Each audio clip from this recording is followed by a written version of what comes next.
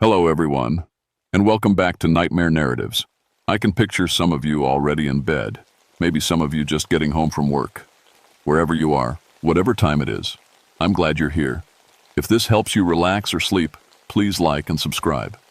It means a lot. Now let's get you comfortable, and I'll tell you tonight's story.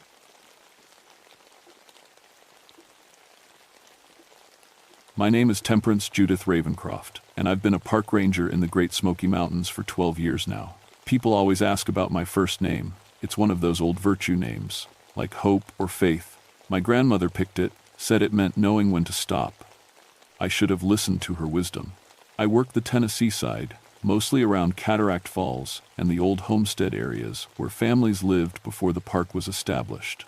My job is cultural history and botanical surveys, fancy words for hiking around abandoned farms and writing down what plants still grow there. I have a PhD in anthropology, but I traded my desk for hiking boots in 1973. Best decision I ever made, or so I thought. The mountains hold secrets in every hollow and ridge. Families lived here for generations before the government bought them out in the 1932.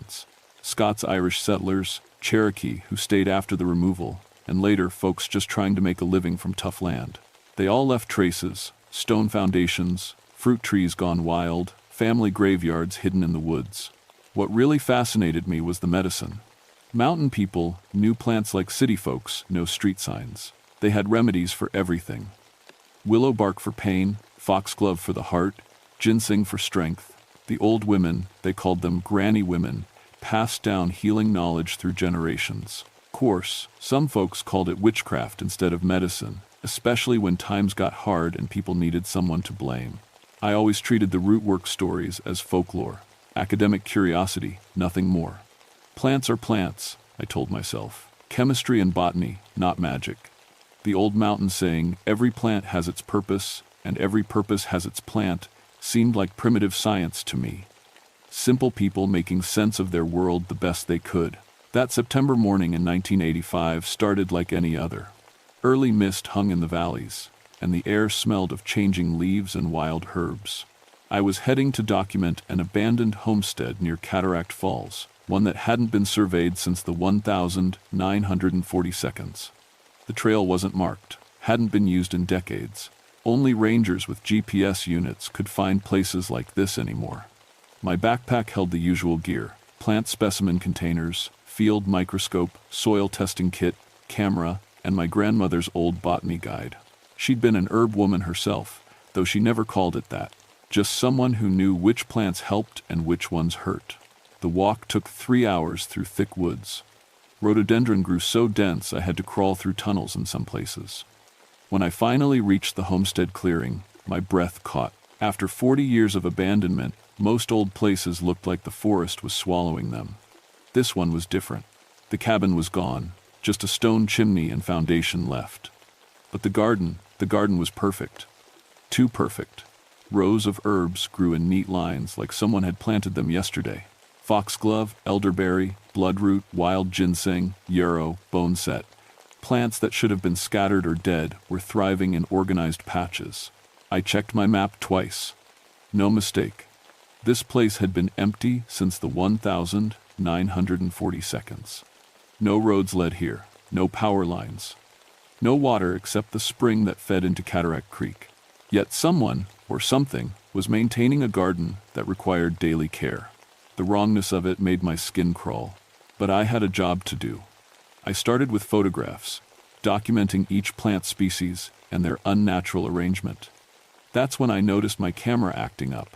The lens would focus fine on trees and rocks, but every time I pointed it at the herb garden, it went fuzzy.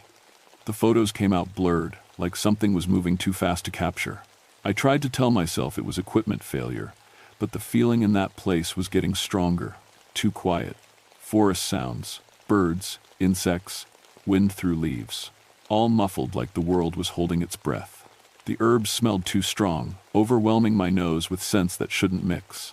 Mint and mugwort, sage and Solomon's seal, creating combinations that made my head swim. Still, I collected specimens, small samples from each plant, careful to take only what I needed. That's what the protocol said. and I'd been following protocols for 12 years without problems. I labeled each container, noted GPS coordinates, tested soil pH levels, everything scientific and proper. But when I reached for a sprig of what looked like white sage, something felt wrong. The plant was warm, like it had fever. The leaves moved against my fingers even though no wind stirred them. For just a moment, I could have sworn I heard humming, an old woman's voice singing some wordless tune. I jerked my hand back, and the sound stopped. Just forest silence again, thick and waiting. That's when I saw the grave. The grave sat at the edge of the herb garden, hidden by a massive elderberry bush until I moved around to get a better camera angle. Fresh dirt. Someone had been digging here recently, but the headstone was older than anything I'd seen in these mountains. The carved letters were worn but readable. Opal Whitethorn, Root Woman, 1789 to 1847. They called it witchcraft. My hands shook as I photographed the marker. Root Woman. That was what mountain people called their healers. But this grave was wrong in every way that mattered. First, it wasn't in any official cemetery. Second, the burial permit database had no record of recent activity in this area. Third, that fresh dirt meant someone had been here within days, maybe hours. I knelt and touched the soil. Still soft, still rich with the smell of turned earth. Whatever had happened here was recent enough that morning dew hadn't hardened the surface. But who could have reached this place? The trail I'd followed was overgrown and unmarked. It would take GPS coordinates and serious hiking skills just to find this clearing. The wrongness was getting stronger. Plants around the grave moved without wind, like they were breathing. The elderberry bush had berries and blossoms at the same time, which was impossible. Spring flowers don't bloom during autumn harvest. The seasons don't mix like that in nature. I should have left then. Every instinct I had was screaming to pack up and get out. But I'm a scientist, and scientists need evidence. I needed to understand what was happening here, needed to document it properly. My job was to preserve mountain history, and this place was definitely part of that history. I started collecting soil samples near the grave. That's when I found the first personal item. A carved bone button, old-fashioned but clean as if someone had polished it yesterday. Then a piece of brown pottery, handmade with the kind of glazing they used in the 1800s. These things should have been buried deep or rotted away, not sitting on top of fresh dirt. My specimen bags started developing holes. Small tears that hadn't been there when I packed them. The holes appeared while I watched, like invisible teeth were chewing through the plastic. I lost 3 plant samples before I switched to glass containers. That's when I heard the humming again. This time it was clearer, definitely a woman's voice singing something that sounded like a lullaby. The melody was old, older than any song I knew, with words in a language that might have been Cherokee mixed with Scots. It came from everywhere and nowhere, like the plants themselves were singing. I stood up fast and called out, "Hello? Is someone there?" The singing stopped. Forest silence pressed down like a weight. But I could feel eyes watching me, studying me. Something that knew I didn't belong here. Something that was deciding what to do about it. I backed toward my equipment, trying to look calm, while my heart hammered against my ribs. That's when I saw her. Just for a second, at the edge of the clearing where the woods got thick. An old woman in clothes that looked like they were woven from plant fibers. Her hair was white as bone-set flowers, and her hands were stained green, like she'd been working with herbs for so long the plants had claimed her. She watched me for maybe 3 seconds, then melted back into the forest like mist. But those eyes, deep and green as old forest pools, burned into my memory. Eyes that had seen generations pass. Eyes that knew secrets the modern world had forgotten. I packed up fast, hands shaking so bad I could barely seal the specimen containers. The few samples I'd managed to collect went into my backpack along with the camera and soil testing kit. I needed to get back to the ranger station, needed to research this place properly, needed to talk to someone who might understand what I'd found. The hike back took forever. Every shadow looked like the old woman. Every rustling leaf sounded like footsteps. The forest felt like it was following me, watching me leave with its treasures. Twice I heard that humming behind me, always just out of sight. By the time I reached my truck, the sun was setting and my nerves were shot.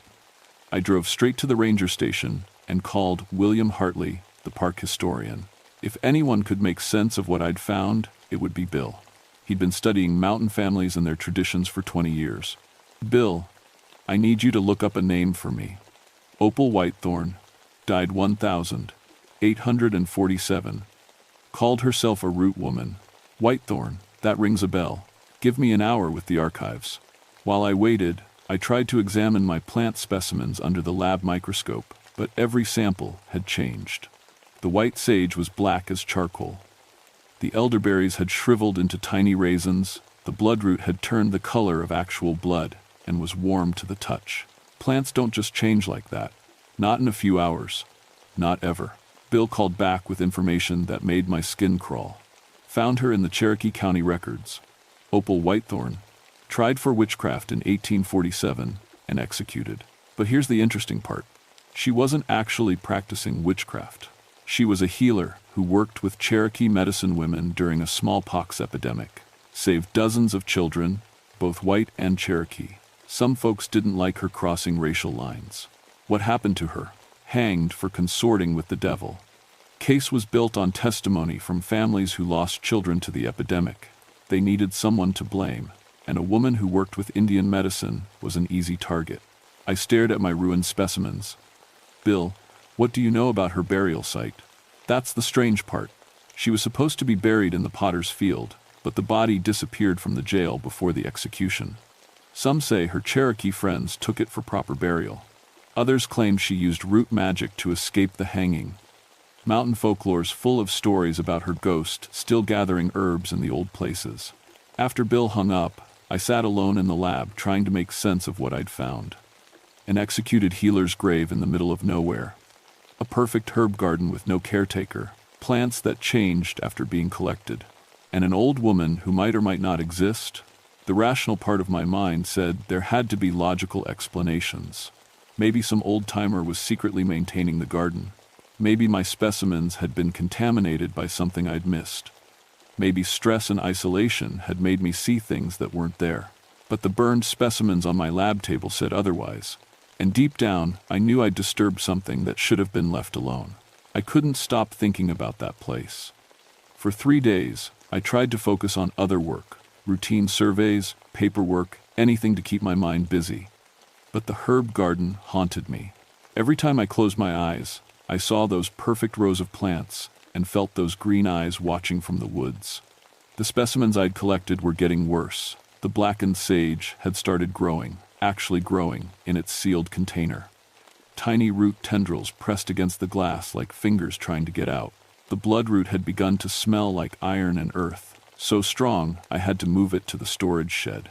Bill called Thursday morning with more bad news. I've been digging deeper into the Whitethorn case. Turns out 3 people involved in her trial died within a month of the execution. Natural causes, they said, but all of them got sick after eating wild plants. Plants they'd been eating safely for years. What kind of plants? Pokeweed, mostly. Some wild onions, few others. Normal mountain food, but somehow it turned toxic. Like the plants themselves were angry. I knew I had to go back. Not just curiosity anymore. Something was pulling me there, like invisible strings attached to my chest. I tried to tell myself it was scientific interest, but the truth was simpler and scarier. The root woman wanted me to return. This time I brought backup. Bill agreed to come with me, partly for research and partly because he was worried about me going alone. "You've been acting strange since that first trip," he said. "Like something's got hold of you." He wasn't wrong. I'd been having dreams about the herb garden, dreams where I walked the rows of plants and understood their purposes without thinking. Dreams where an old woman with green-stained hands taught me which roots healed and which ones killed. Dreams that felt more like memories. We started early Friday morning, following the same overgrown trail. Bill brought his own camera and a voice recorder for oral history work. I carried fresh specimen containers and a soil analysis kit, plus samples of the plants that had changed in my lab. The forest felt different this time, more alive, more aware. Birds followed us through the trees, calling to each other in patterns that sounded almost like language. Squirrels ran ahead of us down the trail, like they were announcing our arrival.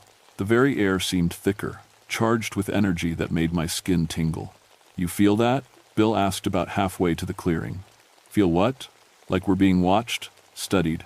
I'd felt it since we left the truck, but hearing Bill say it made it worse. If a skeptical historian was picking up on the wrongness here, then it wasn't just my imagination.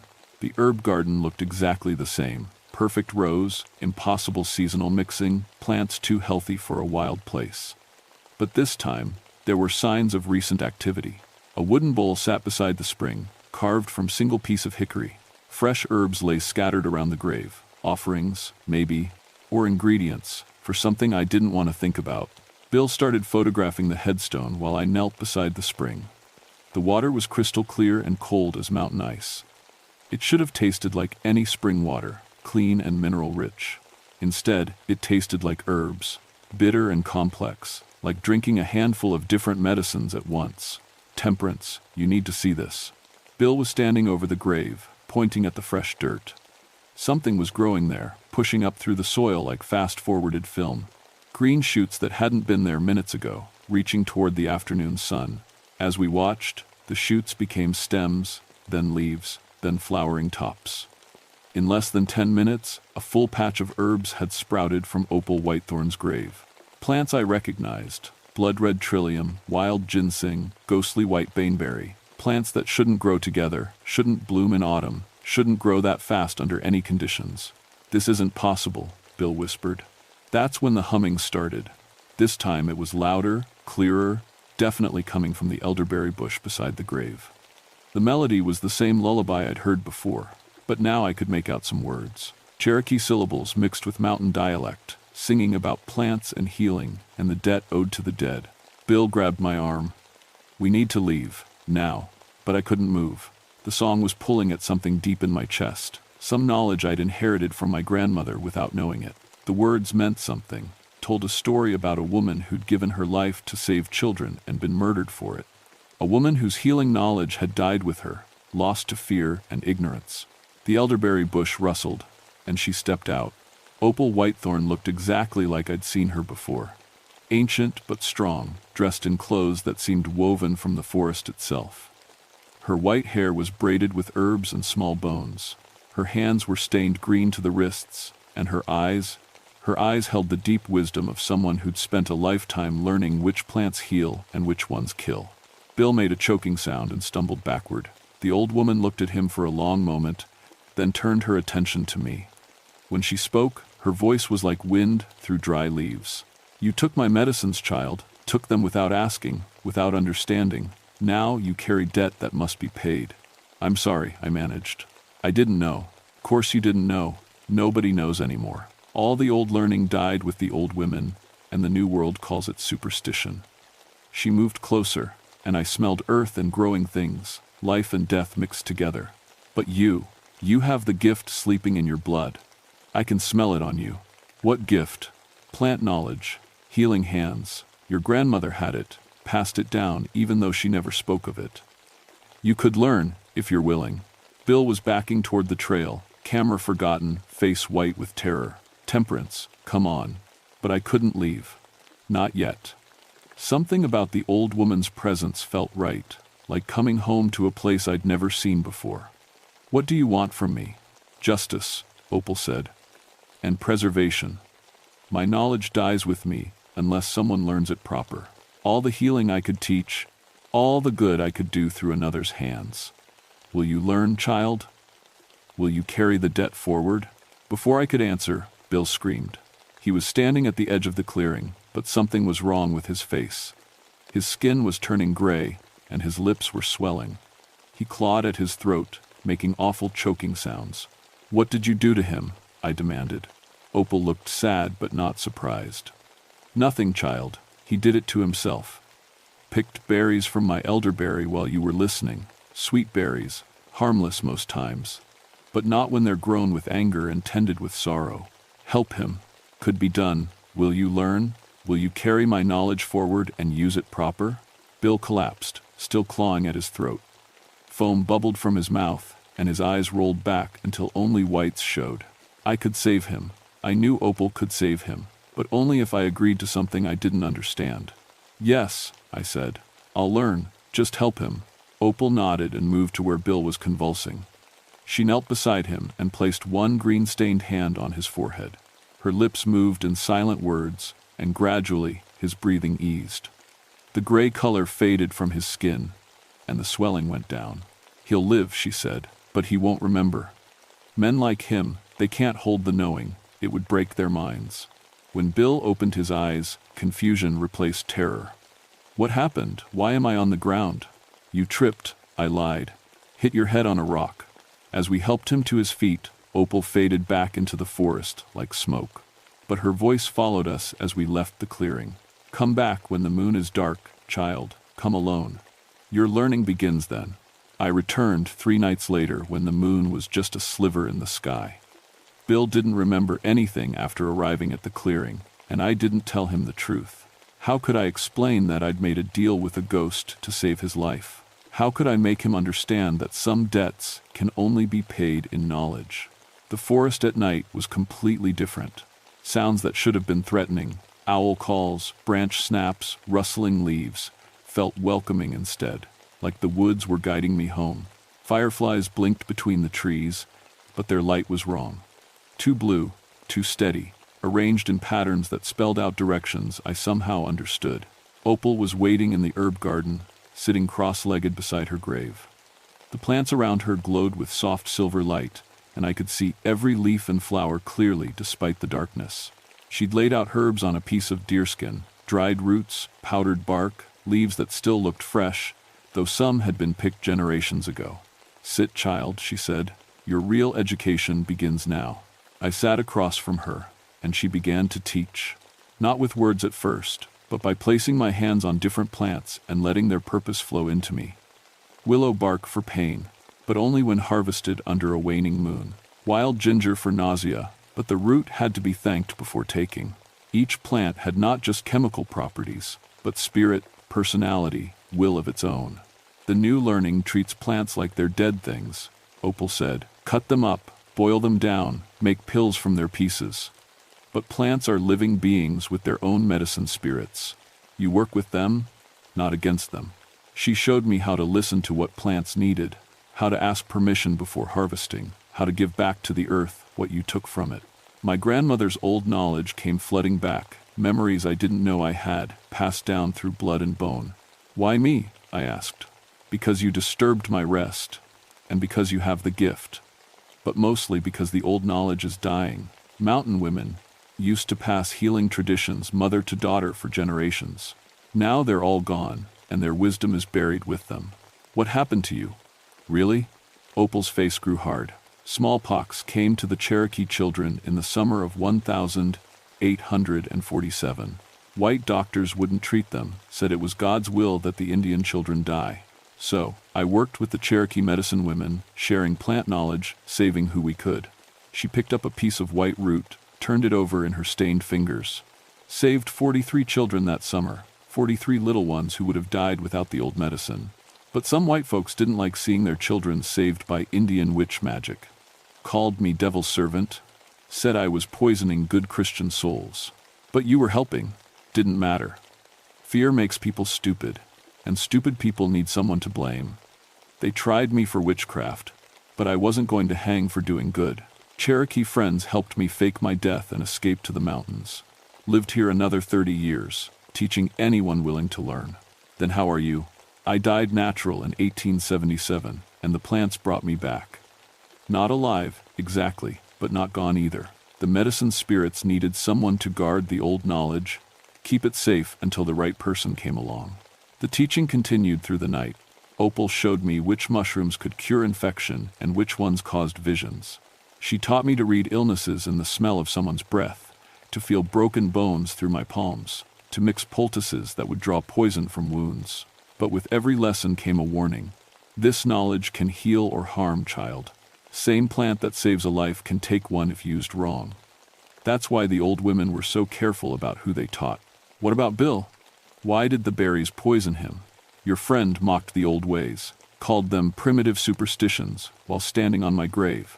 The plants don't forgive insults like that." Her eyes grew sad. "I saved him because you asked, but he'll never understand. Men like him think they can take whatever they want from the earth without consequence." As dawn approached, I felt the weight of what I was learning. This wasn't just botany or folk medicine. It was a complete way of seeing the world. Plants weren't resources to be harvested, but partners to work with. Healing wasn't about fighting disease, but restoring balance. And knowledge came with responsibility that never ended. "Last lesson, child," Opal said as the sky began to lighten. "The most important one." She picked up a handful of soil from her grave and pressed it into my palms. The dirt was warm, almost alive, and I felt power flowing through it. Plant spirits, earth energy, the accumulated wisdom of generations of healers. This is how you'll know true healing from false. Hold the earth while you work, and it will tell you what's needed. But remember, every time you use this gift, you take on part of the patient's pain. Heal too much without rest, and it will break you. The soil dissolved into my skin, leaving my palms stained green like hers. I could feel the change happening, my senses sharpening, plant knowledge awakening, the forest coming alive around me in ways I'd never imagined. "The debt is paid," Opal said. "You have my knowledge now, and the responsibility that comes with it. Use it well, child. The plants are watching." As the first rays of sunlight touched the clearing, she began to fade. "Will I see you again? When your time comes to pass the knowledge on, I'll be here. Until then, the plants will guide you." She was gone, leaving only the herb garden and the weight of centuries pressing down on my newly awakened understanding. That was 40 years ago, and I've carried Opal's knowledge every day since. I never left the mountains, though my job changed from documenting the past to preserving the living traditions. I found the last old mountain women, the ones who still remembered pieces of plant lore their grandmothers taught them, and convinced them to share what they knew. Bill never remembered what really happened that day. As far as he knows, he had an allergic reaction to something, and I got him medical help. He wrote his reports about the whitethorn case, filed them in the archives, and moved on to other historical mysteries. Sometimes I think that's a mercy. Some knowledge is too heavy for minds that aren't ready to carry it. I built a cabin near the old clearing, close enough to tend Opal's garden, but far enough away to respect her rest. The Park Service thinks I'm just an eccentric old ranger who likes her solitude. They don't know about the people who come to me in the deep woods. Hikers with infections that won't heal, locals with ailments that doctors can't cure, sometimes even doctors themselves when modern medicine reaches its limits. I've trained 6 women over the years, mountain women mostly, with grandmother knowledge sleeping in their blood. I taught them the same way Opal taught me, hands in the soil, listening to plant spirits, understanding that healing is about balance, not conquest. 5 of them are scattered through Appalachia now, keeping the old knowledge alive in their own communities. The 6th is my granddaughter Sarah, who just finished her botany degree and thinks she knows everything about plants. She'll learn, just like I did. The gift skips generations sometimes, but it always comes back. Blood calls to blood, and the plants are patient teachers. Opal's garden still blooms every season, tended by hands that aren't quite alive but aren't quite dead either. Occasionally, I glimpse her working among the herbs, always at dawn or dusk, always fading when I try to look directly. She keeps her promise to watch over the knowledge and guide those who use it properly. The forest has forgiven me for that first disturbed collection, but I've never forgotten the lesson. Everything has a price, and some debts can only be paid in service to others. I've spent 4 decades carrying that debt forward, healing when I can, teaching when I should, always remembering that knowledge without wisdom is just another way to cause harm. Sometimes young researchers come through these mountains, armed with degrees and equipment, looking to document folk medicine practices for their studies. They remind me of myself at 34, so certain that science could explain everything. I don't try to convince them otherwise. Like Opal said, some people aren't ready for the real knowledge. They have to disturb the right grave first, make their own deal with the spirits that guard the old ways. But I watch them, and I wait, because the plants are always watching too, deciding who might be worthy of their secrets. And when the right person comes along, someone with plant gift in their blood and respect in their heart, the earth will call them home just like it called me. The root woman's curse wasn't a curse at all, I learned. It was an invitation, a chance to become part of something older and deeper than the modern world understands. A chance to carry forward the healing traditions that connected generations of mountain women to the living spirit of the land itself. My time is growing short now. These old bones feel winter coming early this year. and the plants whisper that my granddaughter will soon be ready for her first real lesson. When the time comes, I'll take her to the clearing where Opal waits. I'll watch her place her hands in the earth and feel the gift awakening. I'll see the understanding dawn in her eyes when she realizes that some knowledge can only be learned on your knees in the dirt, listening to teachers who died before you were born. And maybe, if I've carried the debt well enough, I'll earn my own rest beside the herb garden. Maybe I'll join the watchers who guard the old knowledge, waiting for the next disturbed soul who needs to learn that the earth remembers everything, forgives little, but rewards those willing to serve the greater healing with wisdom that spans generations. The mountains keep their secrets well, but they share them with those who prove themselves worthy. All you have to do is listen to what the plants are trying to tell you, and be ready to pay whatever price the earth demands for its ancient gifts. Some debts are worth carrying for a lifetime. Some teachers never really leave, as long as someone remembers their lessons. And some gardens bloom eternal, tended by hands that understand the true meaning of root work. Not magic, but medicine. Not witchcraft, but wisdom. Not death, but transformation into something that serves the living long after the body returns to earth. The root woman's garden still grows, and always will.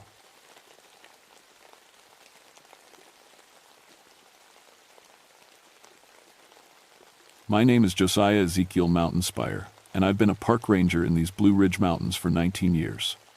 I know every trail, every cave, and every holler from here to the Tennessee line. My granddaddy walked these ridges, and his daddy before him. The mountains are in my blood. I work the George Washington National Forest, mostly around Copper Ridge Wilderness. It's rough country, steep rocks, thick woods, and old mines that go back more than 100 years. Most folks stay on the marked trails, but I go everywhere. Cave rescues, lost hikers, medical emergencies. If someone gets in trouble in the backcountry, they call me. The locals have always told stories about these mountains. My grandmother used to sit on her porch and talk about spirits in the hollers, about voices that called your name when nobody was there. She had a special fear of something she called the Hollerin' Woman, a ghost who lived in the old copper mines and stole children away. I never believed those tales. Not until October of 1981. That's when 3 kids from Richmond went missing during a school field trip. It was peak fall season, the leaves burning red and gold on every ridge. The teachers had brought 30 kids to see the old mining area. Educational stuff. How people used to dig copper from these mountains. The hard life miners lived. The kids were excited, running around, taking pictures. Then Tommy Sullivan, age 8, just vanished. His teacher noticed first. 1 minute Tommy was looking at an old minecart. Next minute he was gone. They searched for an hour before calling us. Then 9-year-old Sarah Chen disappeared, while the adults were looking for Tommy. Finally, little Beth Morgan, only 7 years old, went missing too. 3 children, gone without a trace. I got the call at 4 p.m. on a Friday.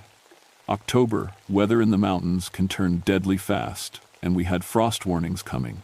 Kids that age wouldn't last one night outside if the temperature dropped. I grabbed my gear, rope, first aid kit, my old carbide lamp for cave work, and headed up Copper Ridge. My partner Jake was already there with the search dogs. Parents were crying, teachers were panicking. The whole scene felt wrong from the start. "Any tracks?" I asked Jake. He shook his head. Dogs picked up scent trails, going 3 different directions. Then they just stopped. Like the kids vanished into thin air. I've seen lost kids before. They usually follow water or take the easiest path. But 3 kids disappearing in 3 directions? That made no sense. The worst part was the silence. These mountains are always alive with sound, birds, squirrels, wind through the trees. But that day, everything was quiet, dead quiet. Even my radio crackled with static when it usually worked fine. We set up a search grid as the sun started going down. 20 volunteers, 3 bloodhounds, and me. I've done dozens of these searches. Usually, we find the person within a few hours. Kids especially. They get scared, they cry, they make noise. But not these 3. As darkness fell, we found the first strange thing. All 3 kids' backpacks, sitting in a perfect circle around the entrance to shaft number 7 to one of the deepest mines on Copper Ridge. The backpacks were placed neat and careful, like someone had arranged them special. "Kids didn't do this," Jake said, shining his flashlight on the circle. I had to agree. The arrangement was too perfect, too deliberate. But who else could have done it? We were miles from the nearest road. That's when I heard it for the first time. A sound echoing up from deep in the mine. Low and mournful, like a woman crying for something lost. The sound made my skin crawl and my teeth ache. "You hear that?" I asked Jake. He tilted his head, listening. "Hear what?" But I heard it clear as day. A woman's voice, hollow and broken, calling out from somewhere deep underground. The next morning brought more searchers and more questions. State police, FBI, news crews. Everyone wanted to know how 3 kids could just disappear. I didn't tell them about the crying voice. They'd think I was crazy. But the weirdness kept getting worse. My flashlight died 3 times near the mine entrance, even with fresh batteries. My compass spun like a pinwheel instead of pointing north. The temperature around shaft number 7 was 20 degrees colder than anywhere else on the ridge. Worst of all, the search dogs wouldn't go near the mines. These were trained rescue dogs, used to following scents into caves and rough country. But when I tried to lead them to the mine entrance, they whimpered and backed away. "Something spooked them bad," said their handler, a woman named Carol who'd worked with these dogs for 10 years. "I've never seen them act like this." Around noon, I found the first handprints.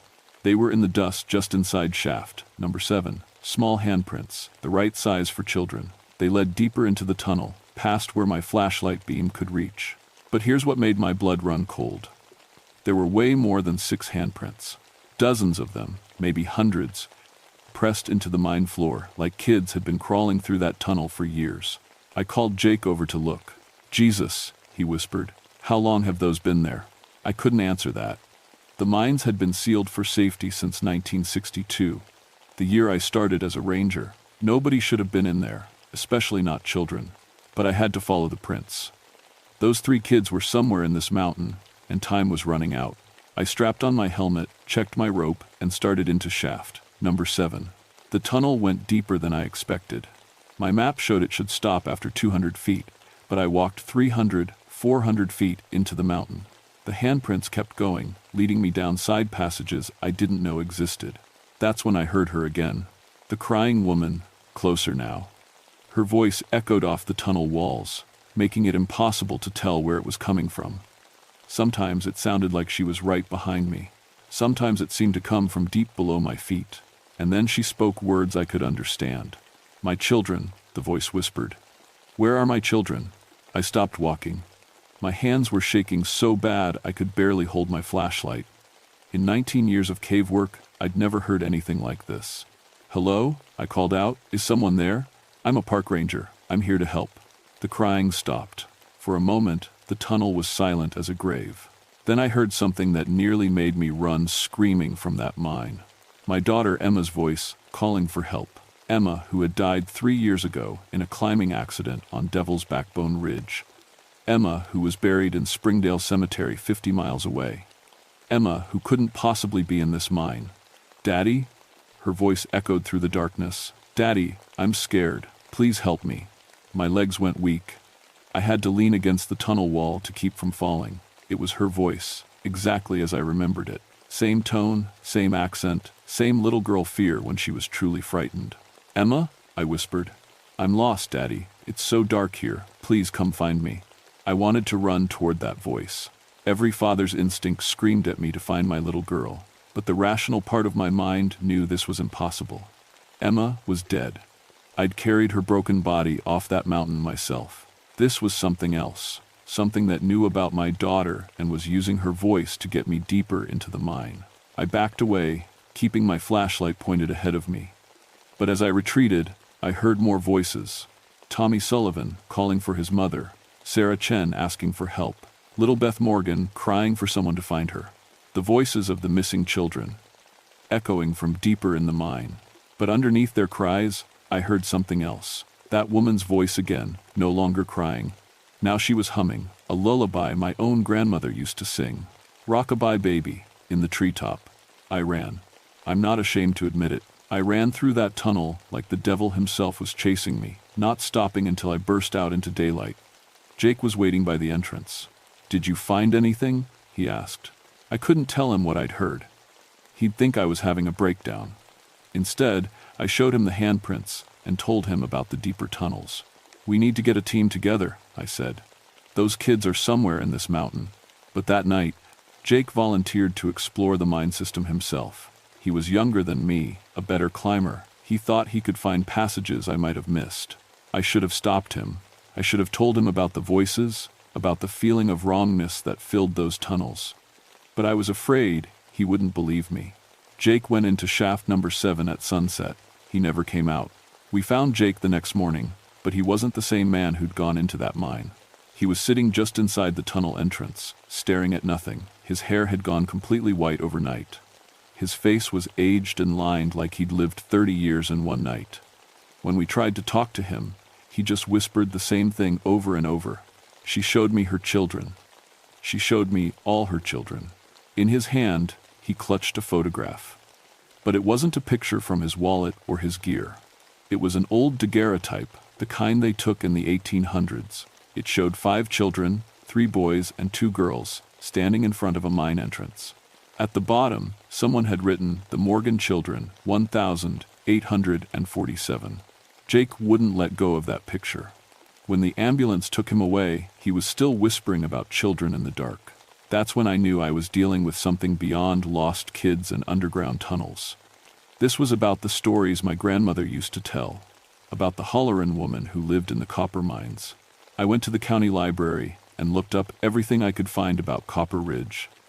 The mining records went back to 1838, when Irish immigrants first dug shafts into the mountain. The copper ore was rich, but the work was dangerous. Cave-ins were common, men died regularly. But it was the entry from October 1847 that made my blood run cold. Mine collapse in shaft, number 7, claimed 6 lives today. Among the dead was Sally Morgantown, age 34, who was searching the tunnels for her 5 missing children. The children, Patrick, 12, Michael, 10, Bridget, 8, Sean, 6, and little Mary, 4, had disappeared into the mine 3 days prior. Mrs. Morgantown refused to abandon her search, despite warnings of unstable ceiling supports. The collapse sealed both Sally and her children in the mountain forever. 5 children. The same 5 faces in Jake's photograph. Sally Morgantown, the Halloran woman of my grandmother's stories. She'd been searching for her lost children when the mine collapsed, and she'd been searching ever since. But now I understood something worse. She wasn't just searching anymore, she was collecting. Every time children went missing near Copper Ridge, it was Sally adding to her underground family. I had to get those 3 kids out of the mountain before she claimed them permanently. That night, I went back to shaft number 7 alone. I brought every piece of cave gear I owned, rope, extra lights, emergency food, even dynamite charges, in case I needed to blast through collapsed passages. The mine felt different this time. The air was thick and heavy, like breathing soup. My lights kept dimming for no reason, and everywhere I looked, I saw more handprints in the dust. Small prints, like children crawling through the darkness. I followed the prints deeper than I'd ever gone before. The main tunnel branched into smaller passages, and those branched again. Soon, I was in parts of the mine that weren't on any map. The ceiling was low, forcing me to crawl. The walls pressed in close on both sides. That's when I heard them, the children, somewhere ahead of me in the darkness. "Tommy?" I called out. "Sarah? Beth? This is Ranger Mountain Spire. I'm here to take you home. Help us," came Tommy's voice, weak and scared. "We can't find the way out." I crawled faster, following the sound. My rope was running out behind me, marking my path back to the entrance. The children's voices got clearer, closer, but something was wrong. Their voices were coming from different directions now. Tommy seemed to be ahead of me, Sarah to my left, Beth somewhere above me in a passage I couldn't see. How could they be separated in these narrow tunnels? Then I realized the horrible truth. The voices were moving, circling me, getting closer from all sides. "Tommy, is that really you?" The voice that answered wasn't Tommy's anymore. It was older, rougher. A voice that might have belonged to an Irish boy who died in these mines 130 years ago. "Come play with us, mister. Come play in the dark." That's when I saw her. Sally Morgantown stepped out of solid rock like it was made of water. 7 feet tall and thin as a rail, wearing a tattered dress that might have been blue once upon a time. Her hair hung in matted strings around a face that was more skull than flesh. Where her eyes should have been, there were just dark holes filled with glittering copper ore. "You've come for the children," she said, and her voice was like rocks grinding together. "But they're my children now. They'll never be hungry again. Never be cold, never grow old and die." Behind her came the others, dozens of children from different times, different decades. Some wore clothes from the 1800s, others from the 1920 the 1950. All of them had that same empty look in their eyes, like they'd forgotten who they used to be. And there, among Sally's collected children, I saw Tommy Sullivan, Sarah Chen, and Beth Morgan. They looked peaceful, happy even. But their eyes were as empty as all the rest. "Let them go," I said, trying to keep my voice steady. "They have families who love them, parents who are worried sick." Sally's copper-filled eye sockets turned toward me. As I loved my children, as I worried when they were lost in the dark, but no one came for them. No one came for me. She was right, and I knew it. Back in 1847, 5 children had disappeared into this mountain, and their mother had died trying to find them. The mining company had sealed the entrance and moved on. Nobody had come to rescue Sally Morgantown's family. "I'm sorry," I said, and I meant it. "I'm sorry no one came for you. I'm sorry you lost your children." For a moment, Sally's terrible face softened. Patrick was my eldest, so smart, always reading books. Michael loved to sing. Bridget could make anyone laugh. Sean was my brave boy, always protecting his little sister. And Mary. Her voice broke on the name. Mary was only 4. She was afraid of the dark. I couldn't let her stay afraid. I understood now. Sally hadn't been stealing children out of cruelty. She'd been trying to save them from the fear and loneliness she'd felt when her own children died. But that didn't mean I could let her keep Tommy, Sarah, and Beth. "Your children aren't lost anymore," I said carefully. "You found them. You've been together all these years. But these 3," I pointed to the Richmond kids. "Their parents are still alive, still searching, still afraid." Sally considered this. Around us, the dozens of collected children watched with their empty eyes. "You would take them from me? I would reunite them with their families. The same thing you tried to do in 1847. Sally Morgantown stared at me for a long time. Then, slowly, she nodded. "But first," she said, "you must remember." "Remember what?" I asked. "Their names," Sally whispered. "My children's names. For 134 years, no one has spoken their names. No one has remembered they existed." I thought about the library records, about Jake's photograph. Patrick, Michael, Bridget, Sean, and Mary. "Patrick Michael Morgantown," Sally corrected me. "Michael Sean Morgantown, Bridget Mary Morgantown. Sean Patrick Morgantown, Mary Bridget Morgantown." She wanted me to remember them as real people, not just names in an old mining report. Children who had lived and laughed and played before the mountain swallowed them. "I'll remember," I promised. "I'll make sure everyone remembers." Sally nodded and stepped aside. The collected children parted like water, creating a path toward Tommy, Sarah, and Beth. But as I moved toward them, something went wrong. The 3 Richmond children looked at me with those same empty eyes as all the rest. When I tried to take Tommy's hand, he pulled away. "We don't want to leave," Sarah said in a flat, emotionless voice. "Mother Sally takes care of us now." My heart sank. I was too late. Sally had already claimed them, made them part of her underground family. "Please," I begged. "Your real parents love you. They're waiting for you." "We had parents," Beth said, "but they let us get lost. Mother Sally would never let us get lost." Sally smiled, showing teeth like broken copper. "You see, they choose to stay. They are my children now." But I knew that wasn't true. These kids weren't choosing anything. They were under some kind of spell, their minds clouded by Sally's supernatural influence. I had one last desperate idea. I pulled out my wallet and showed them pictures. Tommy's school photo that his mother had given me, Sarah's family portrait, Beth's birthday party last year. "Look," I said. "Remember who you really are." For a moment, confusion flickered in their empty eyes. Tommy touched his own face, comparing it to the school photo. Sarah stared at the family portrait, like she was trying to remember something important.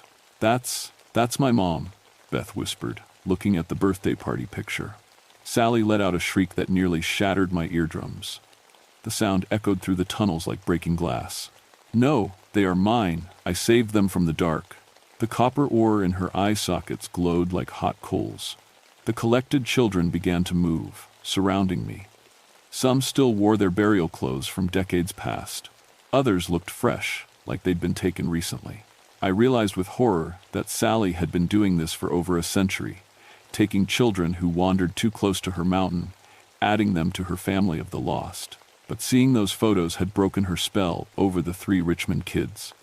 They were remembering their real lives, their real families. "We want to go home," Tommy said, his voice getting stronger. Sally screamed again and lunged at us. Her hands had grown into claws, her fingers sharp as mining picks. I grabbed all 3 children and ran. The tunnels had become a maze, passages that had been straight before now twisted and turned. Dead ends appeared where openings should have been.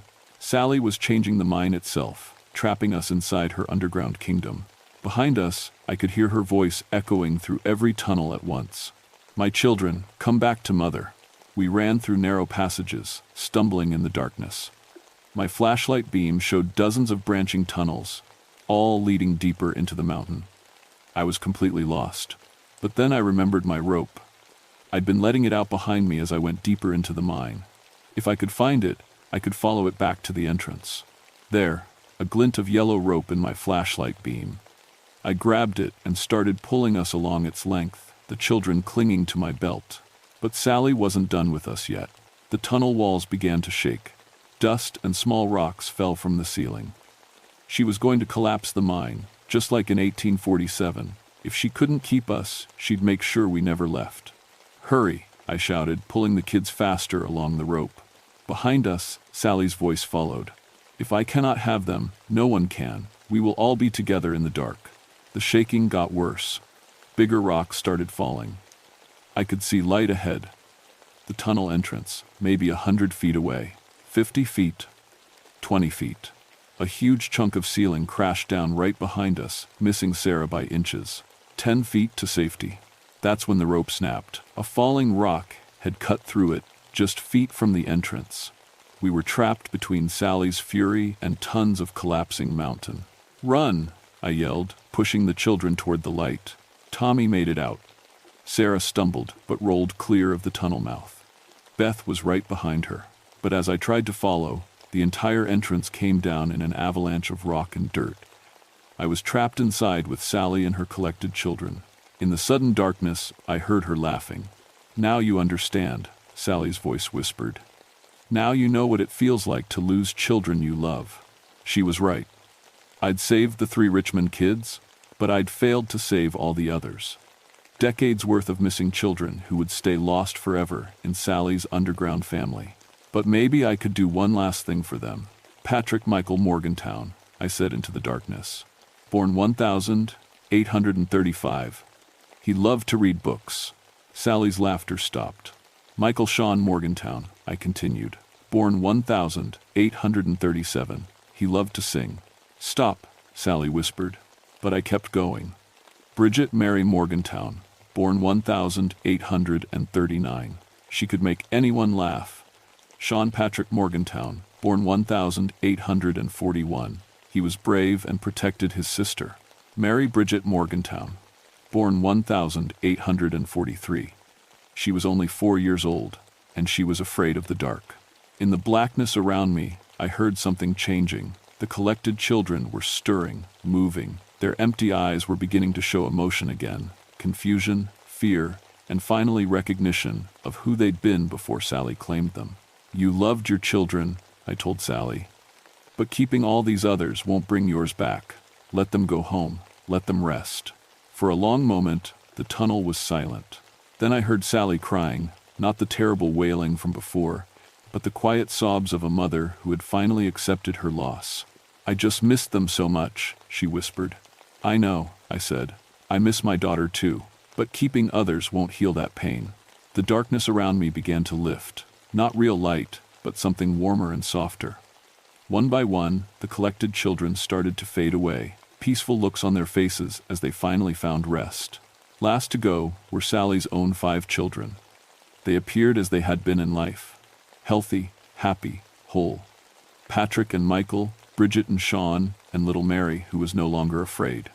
"Thank you, Mother," Patrick said, taking Sally's hand. "But it's time to come home now." Sally looked at me one last time. The copper ore was gone from her eyes, replaced by the tired but loving gaze of a mother who had carried pain for too long. "Remember them," she said. "Promise me you'll remember all their names." "I promise," I said. Then Sally Morgantown and her children walked into the light together, and they were gone. The rescue team found me 3 days later, barely alive but unharmed. The tunnel entrance had collapsed completely, but somehow I was lying in a natural cave about 50 feet away. A cave that hadn't been there before, according to all the maps. Tommy Sullivan, Sarah Chen, and Beth Morgan were found safe at the same spot. They were hungry and scared, but otherwise fine. When asked where they'd been for 4 days, they all told the same story. A nice lady in an old dress had kept them safe in a warm cave, singing lullabies until the ranger came to take them home. The doctors said they must have been in shock. Trauma sometimes makes people remember things differently than they really happened. But I know what I experienced in that mine. Jake recovered, mostly. His hair stayed white, and he never talked much about what he'd seen in the tunnels. But sometimes he'd look at old photographs and nod, like he was recognizing faces from long ago. He retired early and moved to Florida. Said the mountains felt too crowded with memories. I stayed on as a ranger. These mountains are still my home, and now I have a job that goes beyond normal park duties. I keep records of everyone who's ever gone missing near Copper Ridge. I research their names, their families, their stories.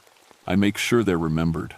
In the county library, there's now a memorial plaque that reads, "In memory of the Morgantown family, Patrick, Michael, Bridget, Sean, Mary, and their mother Sally, who were lost in the Copper Ridge mine disaster of October 1847, and in memory of all the others who disappeared in these mountains over the years. They are not forgotten." I put that plaque there myself, with help from the Historical Society. Every year on Halloween, people leave flowers and toys by the old mine entrance, not because I told them to, but because the story spread. People understood that this mountain held pain, and that sometimes the only way to heal old wounds is to acknowledge them. The 3 Richmond children grew up normal and healthy. Tommy became a teacher, Sarah went to medical school, Beth writes children's books. They don't remember much about their time in the mountain, which is probably for the best. But sometimes they send me letters. They all say the same thing, that they still dream about a sad woman singing lullabies, and that in those dreams, she seems peaceful now. I still patrol Copper Ridge regularly. The mines are quiet these days. Birds sing in the trees again. The temperature is normal. My compass points north like it should. But once in a while, usually in October, when the leaves are turning, I'll hear something that makes me stop and listen. Not the terrible wailing of the Hollerin' woman, but something softer. Children laughing. A mother's voice calling them home for supper. Happy sounds, the kind that should echo through these mountains. The sounds of a family finally at peace. And I smile because I kept my promise. I remembered their names, asterisk. That's my story, and I'm sticking to it.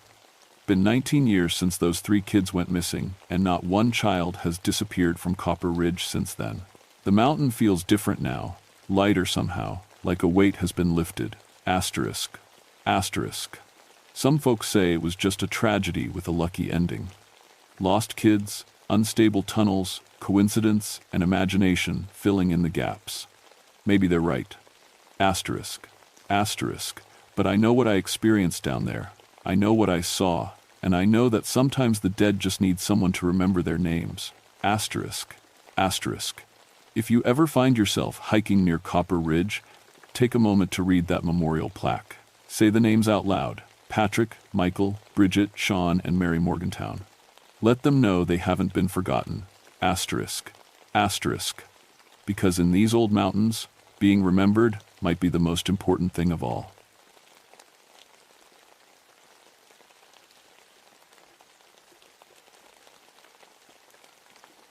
My name is Obedia Carter Thornfield, and I've been a park ranger in Daniel Boone National Forest for 15 years. That's 15 years of dealing with illegal campers, lost hikers, and the occasional moonshine operation hidden back in these Kentucky hollers. I thought I'd seen everything these mountains could throw at me. I was wrong. Growing up in a coal mining family, I learned early that the mountains keep their secrets. My daddy worked the mines until black lung took him, and I swore I'd find a different way to make a living in these hills.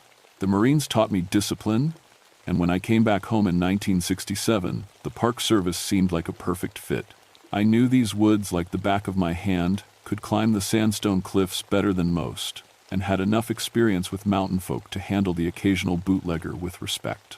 But I never believed the old stories. Every holler has its tales: spirits in the mist, devils making deals, Cherokee fire spirits dancing in the gorges. I figured they were just stories to keep folks away from dangerous places or illegal operations. August 1982 was the worst drought I'd ever seen. The creek beds were showing white stone for the first time in memory, and the Forest Service had us all on high alert for fires. Every day, I'd patrol the Red River Gorge area, checking for illegal campfires or signs of trouble. The heat made everything brittle and mean. That's when the reports started coming in. Hikers were seeing strange blue lights deep in Panther Creek Gorge, a place so remote you needed climbing gear just to get down into it. The gorge was a natural fortress of 200-foot sandstone walls, carved out over millions of years into a maze of arches, caves, and hidden springs. During Prohibition, it had been perfect country for moonshiners. Too hard to reach for most law enforcement, plenty of fresh water, and natural shelters for equipment. But the drought had folks spooked. Blue flames dancing in the distance, they said. The smell of corn mash and sulfur carried on the wind. Old-timers in town started talking about the devil's still again, a story I'd heard all my life but never paid much mind to. According to the tale, sometime in the 1922, a moonshiner named Jeremiah Panther had found the perfect spot in the gorge. He'd made some kind of deal to create the finest white lightning anyone had ever tasted. But the devil always collects his due, and Jeremiah's operation had ended in fire and death. Pure mountain nonsense, I figured. But when 3 different groups of rock climbers reported the same blue flames and alcohol smell over 2 weeks, I knew I had to investigate.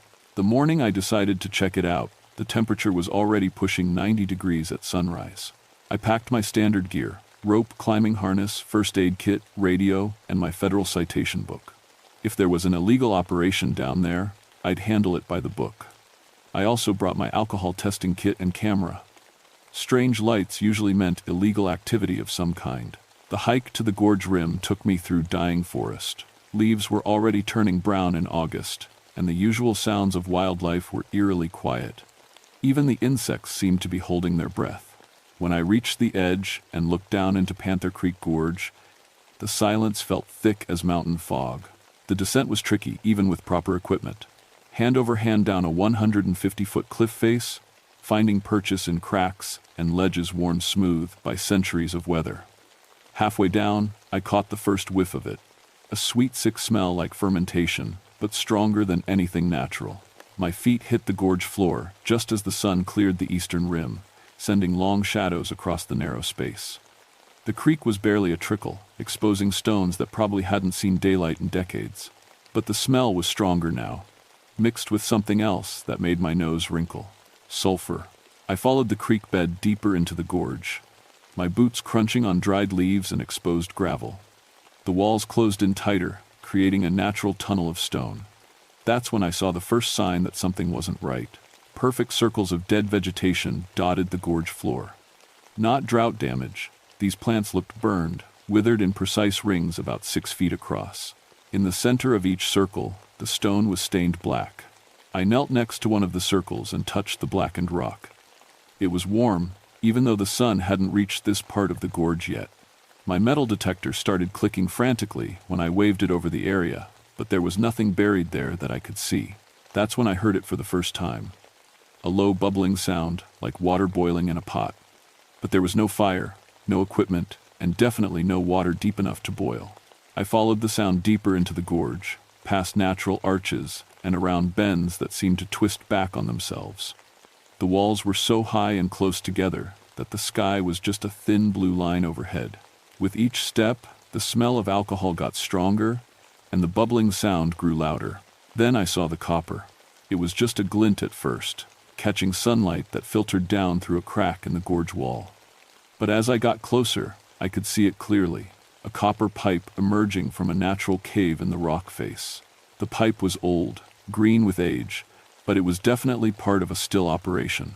The problem was, it should have been impossible. I'd seen plenty of illegal stills in my 15 years as a ranger. Mountain folk had been making moonshine since before there were laws against it, and some of them were pretty clever about hiding their operations. But this setup didn't make sense. For one thing, the pipe was too old. The copper had the kind of patina that takes decades to develop, but it was arranged like someone had just been working on it. Fresh wood was stacked nearby, oak, perfect for smoking the mash. The smell of fermentation was so strong it made my eyes water, but there was no still visible, no mash barrels, no fire source. I pulled out my camera and started taking pictures. If this was an active operation, I needed evidence. But when I looked through the viewfinder, something was wrong with the images. Blue spots appeared on every shot, dancing lights that weren't visible to my naked eye. The bubbling sound was louder now, definitely coming from inside the cave. I turned on my flashlight and stepped closer to the opening. The beam cut through darkness that seemed thicker than it should be, and the air coming out of the cave was warm and humid despite the drought. That's when I saw the first impossible thing. Inside the cave, maybe 20 feet back, blue flames danced over what looked like a complete moonshine operation.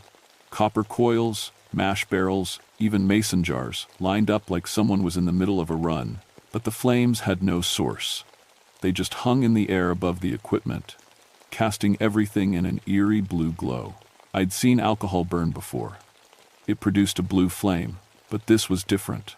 These flames moved like they were alive, reaching toward me as I approached. The temperature in the cave was at least 20 degrees hotter than outside, and my thermometer couldn't seem to get a steady reading. I should have left right then. Every instinct I'd developed in the Marines and 15 years of ranger work was screaming at me to get out of that cave and radio for backup. But I'd never seen anything like this, and my curiosity got the better of me. I stepped inside. The first thing that hit me was the smell. Not just alcohol and sulfur now, but something else, something rotten and sweet, like meat left too long in the sun. The blue flames flickered higher as I moved deeper into the cave, and I could hear liquid dripping somewhere in the darkness beyond my flashlight beam. The still was definitely old, 1,920 seconds equipment from the look of it. But everything was arranged like someone had just been using it. Fresh mash in the barrels, still warm, clean mason jars waiting to be filled. Even an old leather logbook sitting open on a natural stone shelf. I flipped through the logbook pages with my flashlight. The entries were in faded brown ink, dates going back to 1923. Jeremiah Panther's name appeared on every page, along with detailed notes about mash bills, proof levels, and something called the agreement. The last entry was dated October 13, 1924. The flames grow stronger each night. Cannot leave the operation. Must tend the fire. The agreement holds. Below that, in different handwriting, someone had added, Jeremiah burned tonight. Found only bones and mason jars. Still operates itself now.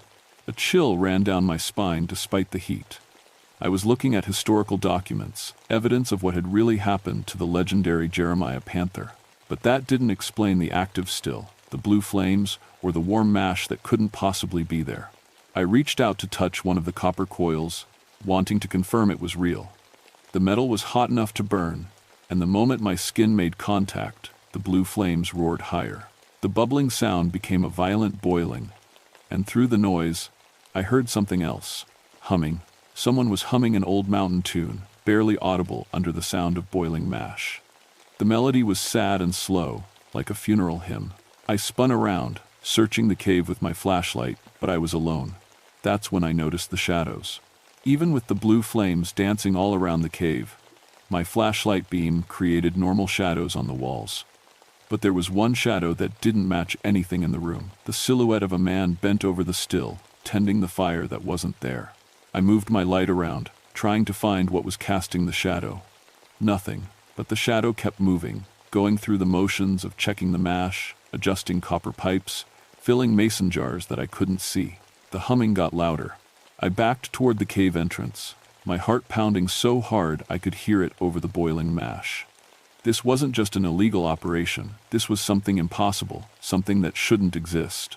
That's when I heard footsteps behind me. I spun around and saw him for the first time. Just a glimpse in my flashlight beam before he melted back into the shadows, but it was enough. Burned flesh, skeletal hands, eyes like blue flames, and overalls that looked like they'd been fused to charred skin. He was real, he was there, and he was still tending his still after nearly 60 years. I ran. I scrambled out of that cave faster than I'd ever moved in my life, stumbling over rocks and crashing into the gorge walls in my panic to get away.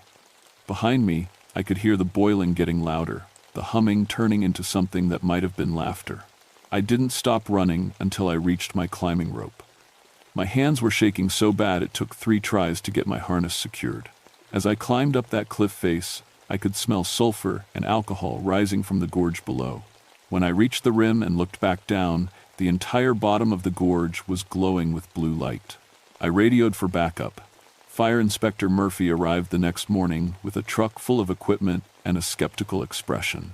Sean Murphy was a good man, 20 years fighting fires in coal country, and he'd seen plenty of illegal operations that had gotten out of hand. When I tried to explain what I'd found, he listened politely, but I could see the doubt in his eyes. Blue flames without a fuel source, he said, checking his gear. Temperature spikes in a drought. Obadiah, you sure you didn't just find an operation that was burning off alcohol vapors? I couldn't blame him for not believing me. If someone had told me the same story a week ago, I'd have figured they'd been sampling the product themselves. But I'd taken pictures, recorded temperatures, even brought back a mason jar full of creek water that tested positive for alcohol. The water tested at 60 proof, Murphy, I said as we hiked toward the gorge. Creek water doesn't naturally run 30% alcohol. Maybe someone's dumping mash upstream, he suggested. But I could tell he was getting curious despite himself. The descent into the gorge was easier with 2 people. Murphy was a good climber, and we made it to the bottom just as the morning sun was starting to filter down through the stone walls. The burned circles were still there, and the smell hit us immediately. Jesus, Murphy whispered, covering his nose. That's not just alcohol. Smells like something died down here. We followed the same path I'd taken the day before, but this time I wasn't alone.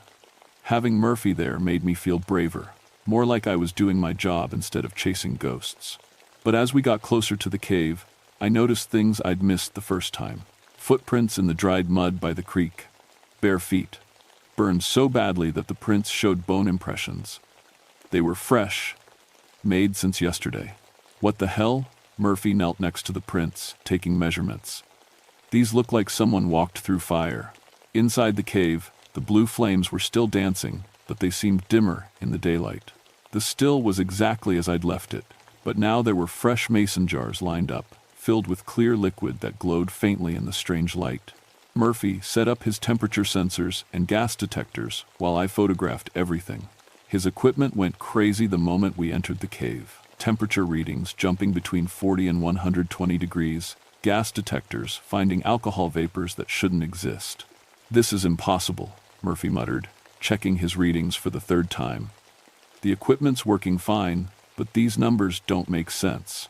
That's when he found the logbook. I'd left it on the stone shelf, but now it was open to a different page. Murphy's face went white as he read the entry under his flashlight beam. The 15th of October, 1924, he read aloud. Recipe from my grandfather, Sean Murphy, works perfectly. The flames accept his blood as payment. Murphy's hand started shaking. My grandfather, Sean, died in 1924. House fire. But he was just a coal miner, not a moonshiner. I looked over his shoulder at the entry. Below it, in the same brown ink, someone had written, "The grandson will come. The flames remember Murphy blood. We need to get out of here," I said. But Murphy was already walking deeper into the cave, drawn by something I couldn't understand. Sean Murphy, he whispered. That was my grandfather's name. But how could anyone know I'd be here? The blue flames responded to his voice, growing brighter and reaching toward him like living things. The humming started again, that same sad mountain tune, but now I could hear words mixed in. Come taste the fire, Murphy's boy. Come drink the flame and stay a while. Murphy picked up one of the glowing mason jars. Don't. I lunged forward, but I was too late. He'd already brought the jar to his lips.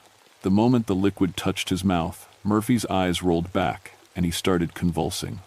The jar fell from his hands, shattering on the cave floor, and the alcohol inside burst into blue flames that spread like wildfire. Murphy was screaming, but it wasn't his voice anymore. It was older, rougher, speaking in mountain dialect I could barely understand. "The agreement holds," Murphy's voice said. But it wasn't Murphy talking. "The flames must be tended. The still must run. Blood pays the debt that blood began." The fire spread across the cave floor, following trails of alcohol that led to every corner of the chamber.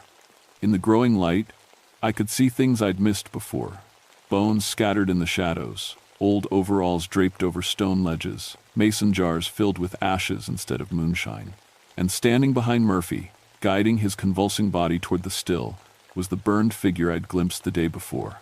Jeremiah Panther looked exactly like the old stories described him. Tall, lean mountain man with skilled hands and sharp eyes, but the fire had taken its due. His flesh was charred black in places, missing entirely in others. His overalls had melted into his skin, and where his eyes should have been, blue flames danced. "You came back," Jeremiah said, his voice like wind through a burned forest. "Brought me Murphy blood, just like the flames promised." Murphy had stopped convulsing, but his body was changing. His skin was turning red, then black, blistering like he was being cooked from the inside. The smell of burning flesh mixed with the alcohol vapors, making me gag. "The devil's bargain," Jeremiah explained, never taking his flame eyes off Murphy's transforming body. "Perfect moonshine. But the fire must be tended. Always tended.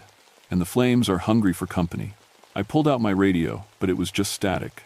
The metal was too hot to hold anyway. My climbing rope was my only way out, and Jeremiah was between me and the cave entrance. "You can't leave," he said, reading my thoughts. "Not now that you've seen the operation. The flames remember everything, and they don't like witnesses walking away." Murphy's transformation was almost complete. His ranger uniform had burned away, replaced by overalls that seemed to grow from his blistering skin. His eyes were starting to glow with the same blue fire. "Help me," Murphy whispered, his voice barely human now. "Can't control." But I could see it was too late. Whatever had taken Jeremiah in 1924 was taking Murphy now. The cursed moonshine was binding him to the still, making him part of the operation that couldn't stop, couldn't die. The blue flames were spreading faster now, climbing the walls, reaching for me. I had maybe seconds before they caught me too. I did the only thing I could think of. I grabbed my climbing axe and started attacking the copper still. The moment my axe hit the copper coils, Jeremiah screamed like a wounded animal. The blue flames roared higher, and the temperature in the cave spiked to unbearable levels. But I kept swinging, because I finally understood what was happening. The still wasn't just equipment, it was the anchor for whatever supernatural contract Jeremiah had made. As long as it kept operating, he was trapped here, bound to tend the flames forever. And now Murphy was being pulled into the same hell. "You don't understand." Jeremiah lunged at me, his burned hands reaching for my throat.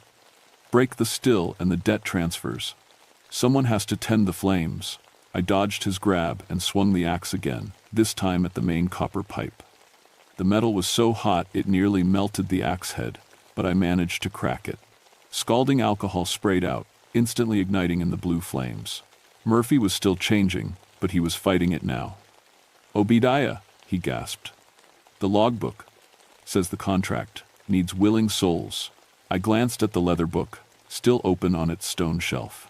In the growing firelight, I could see more entries appearing on the pages, writing itself in brown ink that looked suspiciously like dried blood. New entry, I read aloud while dodging another swipe from Jeremiah. The 15th of August 1982. Murphy accepts the flames. Thornfield witnesses the agreement. No, I brought the axe down on the main mash barrel, splitting it open. Fermented corn mash poured out, feeding the fires, but also weakening the still's operation. "I don't accept anything." Jeremiah's screaming got louder, more desperate. "You have to. Someone has to tend the flames. I've been alone for 60 years. The blue fires were consuming everything now. The wooden barrels, the stone walls, even the air itself seemed to be burning. Through the flames, I could see shapes moving, other figures in burned overalls, other souls trapped by the devil's bargain over the decades. Murphy was almost gone. his face barely recognizable, but he managed one more coherent sentence. The spring water. The operation needs the spring. Of course, every still needed a water source, and this one was fed by a natural spring in the back of the cave. If I could block the water flow, maybe I could stop the entire operation. I fought my way through the flames to the back of the cave, where clear water bubbled up from cracks in the stone floor. The spring was small but steady, and it fed into a network of copper pipes that distributed water throughout the still. Jeremiah realized what I was doing and threw himself at me with supernatural strength. His burned hands closed around my throat, and up close I could smell the sulfur that clung to him like cheap cologne. 60 years, he hissed, his blue flame eyes boring into mine. 60 years of tending the fire alone. You're not taking away my only chance for company. I couldn't breathe, couldn't break his grip. The flames were getting closer, and I could feel my own skin starting to blister. But I still had the axe in my hand. With the last of my strength, I drove the pick end of the axe into the stone around the spring, wedging it into a crack. Then I used the leverage to pry at the rock, trying to collapse the spring opening. Jeremiah's grip loosened as he realized what was happening. No, without the water, the flames will consume everything. The contract will spread to the entire forest. But it was too late. The stone cracked, then crumbled, and tons of rock crashed down into the spring. The water flow stopped instantly, and the copper pipes started glowing red hot as the still ran dry. The blue flames turned white, then yellow, then roared into an inferno that lit up the entire cave like daylight. Jeremiah's scream rose above the roar of the fire, but now it sounded different. Not angry or desperate, but almost relieved.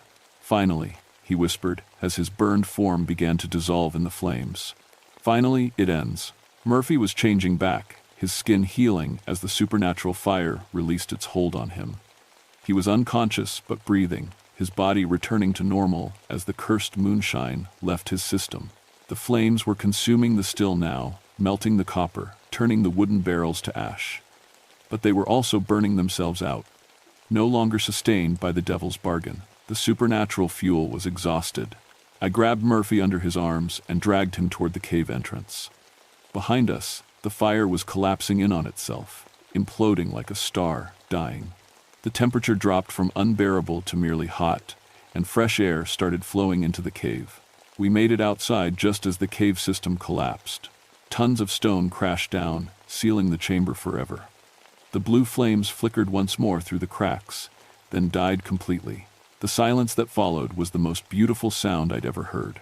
Murphy woke up 3 hours later with no memory of what had happened after he picked up the mason jar. The doctor said he'd suffered severe dehydration and heat exhaustion, but there were no burn marks on his body. No evidence of what I'd seen him become. The official report listed it as an illegal moonshine operation that got out of hand during drought conditions. The cave-in was attributed to unstable rock formations weakened by the heat. No mention of supernatural flames, cursed stills, or devil's bargains. But I know what really happened down there. Murphy went back to fighting fires in coal country, but he never quite looked at me the same way again. Sometimes I'd catch him staring, like he was trying to remember something important. He started having nightmares about blue flames, and stopped drinking alcohol entirely. I kept working as a ranger, but my approach changed. When I found evidence of moonshine operations now, I was more careful about how I handled them. Mountain folk had been making white lightning in these hills for generations, and most of them were just trying to make a living. The real danger wasn't the illegal alcohol. It was what people might do to protect their operations. The old-timers in town seemed to know something had changed. They stopped talking about the devil's still in Panther Creek Gorge.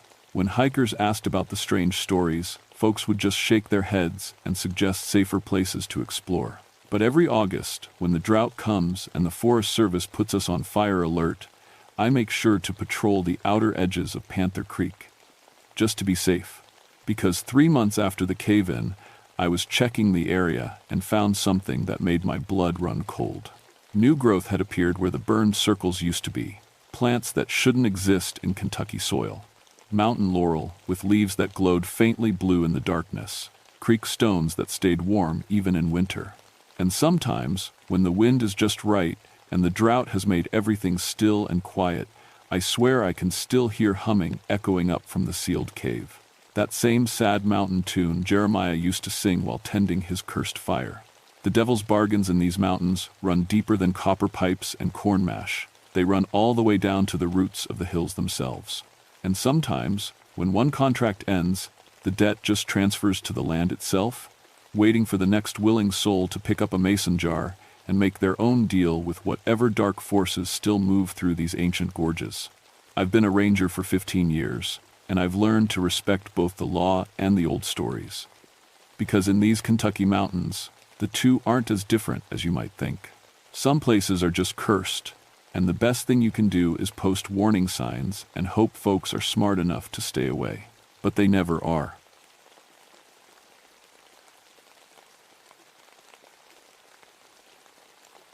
My name is Zachariah Coalfield, but everyone calls me Zach. I've been a ranger with Jefferson National Forest for 18 years now, and I've seen things that would make most folks pack up and leave these mountains forever. I grew up in these hills of Southwest Virginia, where coal mining ran in families like a disease you couldn't shake. My daddy worked the mines, and his daddy before him. When I was 12, my Uncle Tommy died in a cave-in at the old Clinch Mountain operation. They never found his body. Said the tunnel collapsed so bad they couldn't dig him out safely. That's when I decided I'd never go underground for coal. Instead, I became a ranger. Figured I'd spend my time above ground, keeping these mountains safe. What I didn't know was that sometimes the mountains don't want to stay safe. My specialty is mine safety and environmental restoration. Sounds fancy, but mostly it means I clean up the mess coal companies leave behind when they pull out. Poisoned streams, unstable ground, tunnels that could swallow a man whole. It's dirty work, but somebody has to do it. The old miners had stories about things that lived in the deep tunnels. They called them Tommy knockers, spirits that would tap on the mine walls to warn of danger. 3 taps meant get out fast. More than 3 meant someone was going to die. I never believed those stories, not until November of 1986. The call came on a Tuesday morning, gray and cold like most November days in these parts. EPA wanted me to survey the abandoned Clinch Mountain workings. Someone reported strange activity, lights seen underground, weird smells coming from the old air shafts. Probably just kids messing around, but federal law said I had to check it out. I loaded my truck with the usual gear: methane detector, structural assessment tools, emergency oxygen, enough rope to get myself out of trouble. My headlamp was new, bright enough to cut through the blackest tunnel. At least that's what I thought. The drive to Clinch Mountain took me past the old company houses, empty now for 40 years. Windows stared like dead eyes at the road. The slag heap rose up beside the main shaft like a gray mountain made by angry gods. Nothing grew on it, nothing ever would. I parked near the main entrance, a concrete portal that looked like a mouth frozen mid-scream. The steel door had been welded shut in 1946, right after the company pulled out. But someone had cut through the welds recently. Fresh metal shavings glittered in the dead grass. The silence hit me first. These mountains are never really quiet. There's always wind in the trees, birds calling, water running somewhere. But here, standing at the mouth of that tunnel, I heard nothing. It was like the mountain was holding its breath. I checked my equipment one more time, then switched on my headlamp. The beam cut into the darkness, but it seemed to get swallowed up after just a few yards. The tunnel stretched ahead, perfectly straight, rails still gleaming despite 4 decades of neglect. My boots echoed on the wooden ties as I walked deeper. The air tasted of coal dust and something else, something sweet and rotten that made my stomach turn. 20 yards in, I found the first sign that someone had been here recently. Fresh coal dust covered the ground in neat piles, like someone had been digging. But the coal seams here had been played out before I was born. There shouldn't be any loose coal to dig. I knelt down and ran the dust through my fingers. It was warm. That should have been my first warning. Coal dust doesn't stay warm in a tunnel that's been sealed for 40 years. But I was thinking like a ranger, not like the grandson of a miner. I was looking for logical explanations when logic had already left the mountain. I pressed deeper into the tunnel, following the main shaft toward the mountain's heart. The methane detector stayed quiet, which was good. Black damp, carbon monoxide, would kill you before you knew it was there. But the deeper I went, the more wrong things felt. The tunnel walls showed fresh pick marks, like someone had been working the coal face recently, but the marks were wrong. Too close together, too shallow, like they'd been made with fingernails instead of proper tools. I'd been underground for maybe an hour when I heard the first tapping. Tap, tap, tap. 3 measured strikes on stone, echoing from somewhere ahead in the darkness. I stopped walking and listened. The sound came again, fainter this time, from a side tunnel that branched off to the right. Tommy knockers, my grandfather would have said. 3 taps means danger. But I was a federal ranger with 18 years of experience. I didn't believe in ghost stories, so I turned right and followed the sound. The side tunnel was narrower, maybe 6 feet high, and just wide enough for a coal car. My headlamp beam reached further here, and I could see where the tunnel branched again about 50 yards ahead. The tapping had stopped. I checked my map. This tunnel should have been flooded in 1947 when they abandoned the mine. But my boots were walking on dry ground, and the air felt stale but breathable. That's when I found Rodriguez. EPA Inspector Carlos Rodriguez had been missing for 3 days. His supervisor said he'd come up here to check on some environmental violations, but he never called in. I'd figured he'd gotten lost on the back roads. Wouldn't be the first time a city boy got turned around in these mountains. But Rodriguez wasn't lost on any road. I found him 30 yards down the side tunnel, pressed against the coal face like he was trying to dig through solid rock with his bare hands. His fingernails were torn and bloody, and coal dust covered his clothes. He wasn't moving. "Rodriguez," I called out, breaking into a run. "Carlos." He didn't answer. When I reached him and put my hand on his shoulder, he was cold as the stone he'd been clawing at. Stone cold, and he'd been dead for hours. But that wasn't the worst part. The worst part was that Rodriguez was wedged into a crack in the coal seam, a crack that couldn't have been more than 18 inches wide.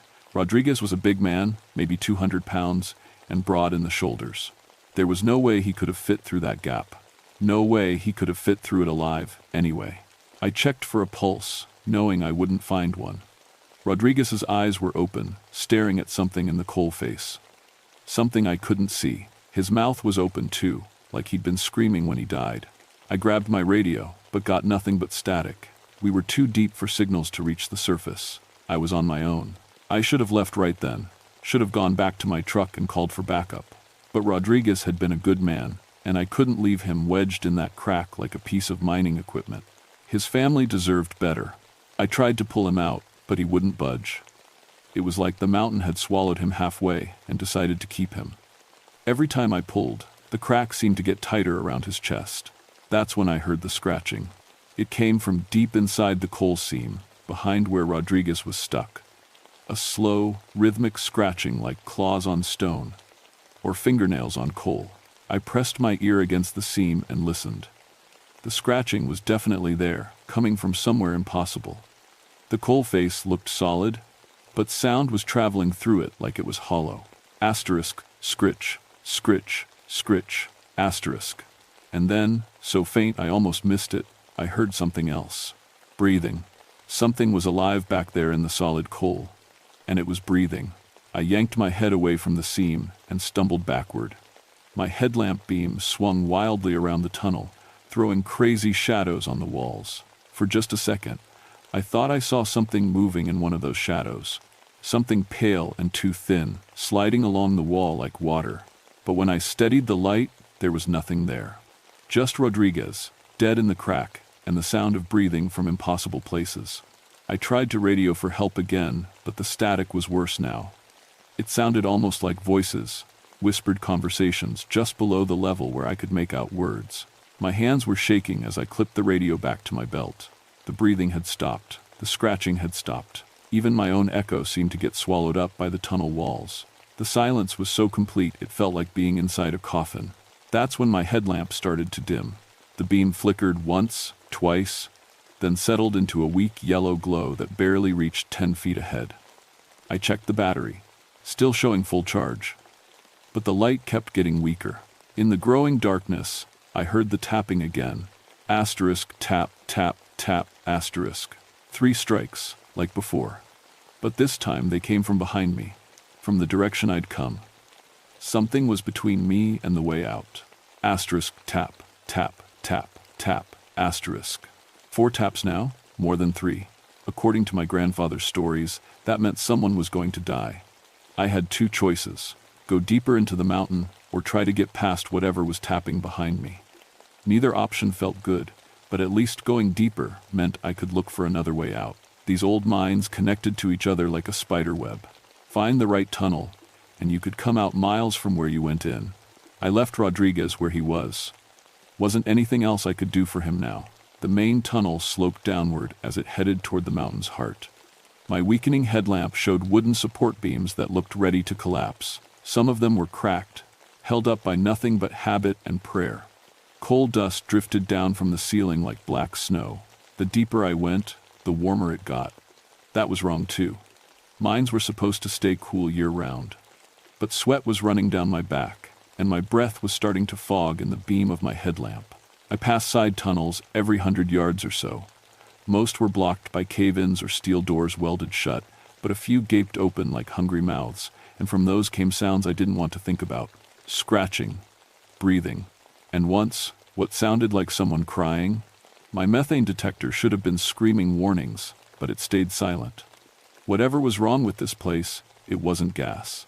300 yards from where I'd found Rodriguez, the main tunnel opened into a larger chamber.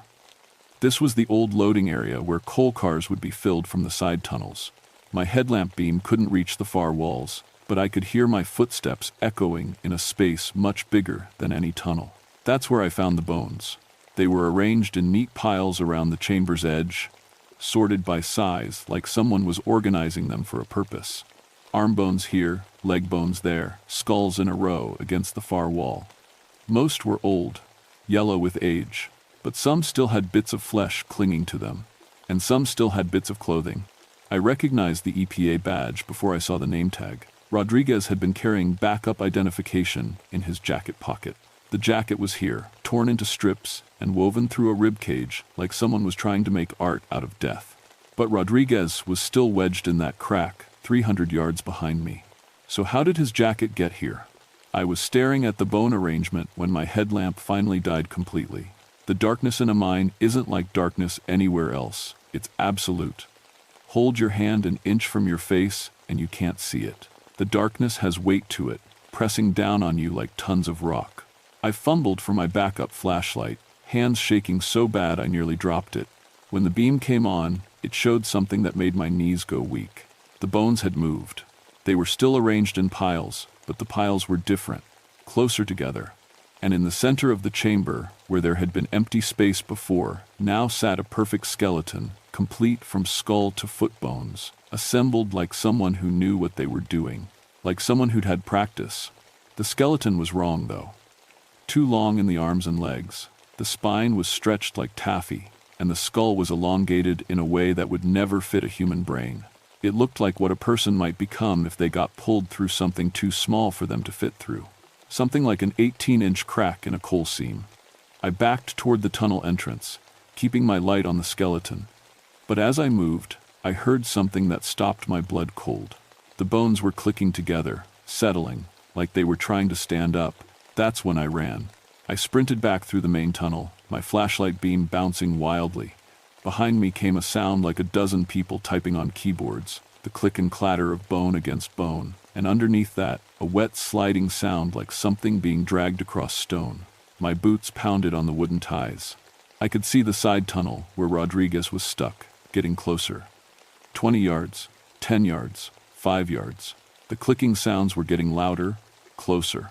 I reached the side tunnel and risked a look back. My flashlight beam caught something pale moving along the tunnel ceiling. It flowed like water, but it had too many joints and moved in ways that hurt to watch. Rodriguez was still in the crack where I'd left him. But something was different. His eyes were closed now, and his mouth was moving like he was trying to say something. "Rodriguez?" I whispered. His eyes snapped open. They were completely black, like lumps of coal pressed into his skull. "Get out," he whispered, his voice thick with coal dust. "It's coming." The wet sliding sound was getting closer. I could hear breathing again, but it was wrong. Too fast, like a dog panting. And there was more than one set of breaths. Rodriguez's coal-black eyes fixed on mine. "It lives in the seams," he whispered. "Feeds on what the mountain gives it. Bone and coal, coal and bone. All the same to it." "What is it?" I asked. But Rodriguez's eyes had already gone blank again. The sliding sound reached the junction where our tunnel met the main shaft. My flashlight showed something that shouldn't exist, something pale and impossibly long, squeezing through gaps in the support beams like it was made of liquid. But it wasn't liquid. It was alive. And it was looking for me. I ran deeper into the side tunnel, away from the thing that was squeezing through the support beams.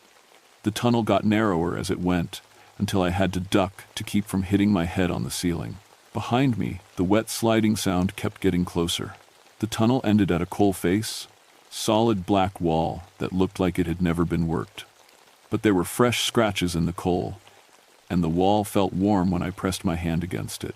I was trapped. I turned around with my flashlight ready, expecting to see death flowing down the tunnel toward me. But the tunnel was empty. The sliding sound had stopped. In the sudden silence, I heard something that made my heart nearly stop. Tapping. From inside, the coal face behind me. Tap, tap, tap. 3 strikes, muffled by tons of rock. Then a voice, faint but clear. "Zach. That you, boy?" It was Uncle Tommy's voice. The uncle who died in this mine 40 years ago. "Uncle Tommy," I whispered to the coal face. "Been waiting for you," the voice said. "Been waiting so long. It's got us all down here, Zach. All of us who died in the dark." The coal face was warming up under my hand. I could feel vibrations through the rock, like something large moving around on the other side. "What's got you, Uncle Tommy?" "The hunger," he said. "It was already here when we broke through in 46. Living in the deep seams, older than the mountains. We disturbed it, and it took us. Keeps us, feeds on us. How do I get out? Can't fight it, boy. It's part of the mountain now, part of us, but maybe." The voice faded for a moment. "Maybe you can give us what we never got." "What's that?" "A proper burial, water to wash us clean." Behind me, the wet sliding sound started up again, closer now. I could hear breathing, and something that might have been laughing. "The main shaft," Uncle Tommy's voice said urgently. "Old dynamite charges still in place. Company left them when they sealed us in. Flood charges to keep the mine from poisoning the groundwater. You trigger those, and the whole system fills up. That'll kill me too. Maybe, maybe not, but it'll give us peace, and it'll take the hunger with us." I turned around. Something pale was flowing down the tunnel toward me, moving like thick smoke. As it got closer, I could see what it really was. People. Or what was left of people. Dozens of them, maybe hundreds, all stretched and twisted and compressed together into one writhing mass of arms and legs and faces. Some of the faces I recognized from old mining photos in the town museum. They'd been the workers who died in the 1946 disaster, the disaster Uncle Tommy died in. But they hadn't died clean. They'd been taken by something that lived in the deep coal seams, something that fed on bone and rock and the fear of men who worked in the dark. The mass of bodies flowed closer, and I could see my Uncle Tommy's face among them. His mouth was moving, but no sound came out. Behind his eyes, I could see 40 years of hunger and pain. I pressed my back against the coal face and raised my flashlight like a weapon. The light seemed to hurt the thing. It slowed down and made a sound like steam escaping from a pipe. That's when I remembered my emergency flares. Every ranger carries road flares for emergencies. They burn hot and bright, hot enough to melt metal. I pulled one from my pack and struck it against the rough coal wall. The flare burst into brilliant red light, and the thing in the tunnel screamed. It was the sound of 100 men dying at once, echoing off the tunnel walls until I thought my eardrums would burst. The creature flowed backward, away from the light. But I knew the flare wouldn't last long. Maybe 5 minutes of burning time. I had to reach the main shaft and trigger those flood charges before the light died. I ran through tunnels I'd never seen before, following Uncle Tommy's voice when he could speak and my own instincts when he couldn't. The flare lit my way like a torch, throwing crazy red shadows on the walls. Behind me came the sound of the creature following, staying just outside the circle of light. Sometimes I could hear individual voices in its mass. Men calling for help. Men begging to be let go. Men who'd been trapped in the dark for 40 years. The main shaft was a vertical tunnel that dropped straight down into the mountain's heart. At the bottom, I could see water gleaming in my flare light. The flood charges were mounted on the walls, connected to a manual detonator that sat in a waterproof box.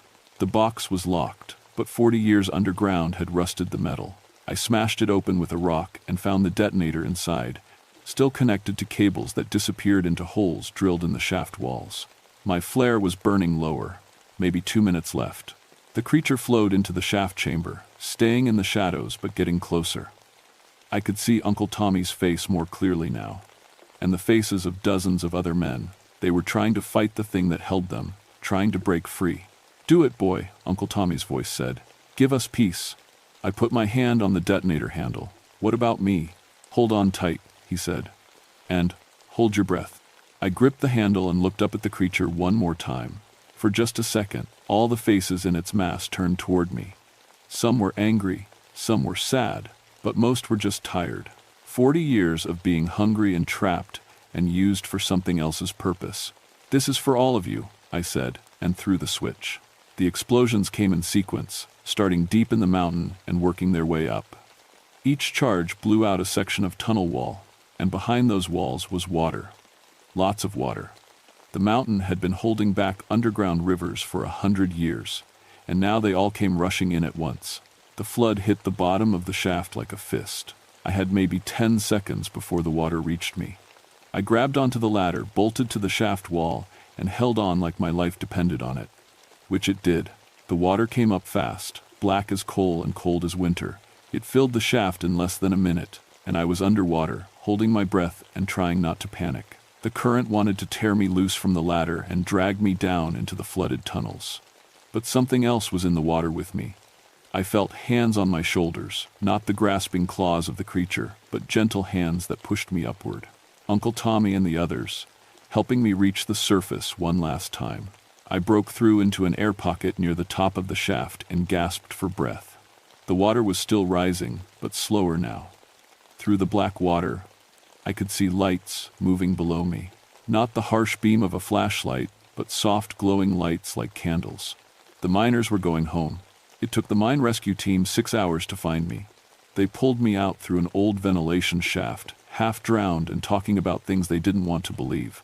The official report said I'd suffered from oxygen deprivation and hallucinations brought on by methane exposure. They never found Rodriguez's body. The whole mine system had flooded completely, and they said it would take years to pump it out. Maybe they never would. Maybe that was for the best.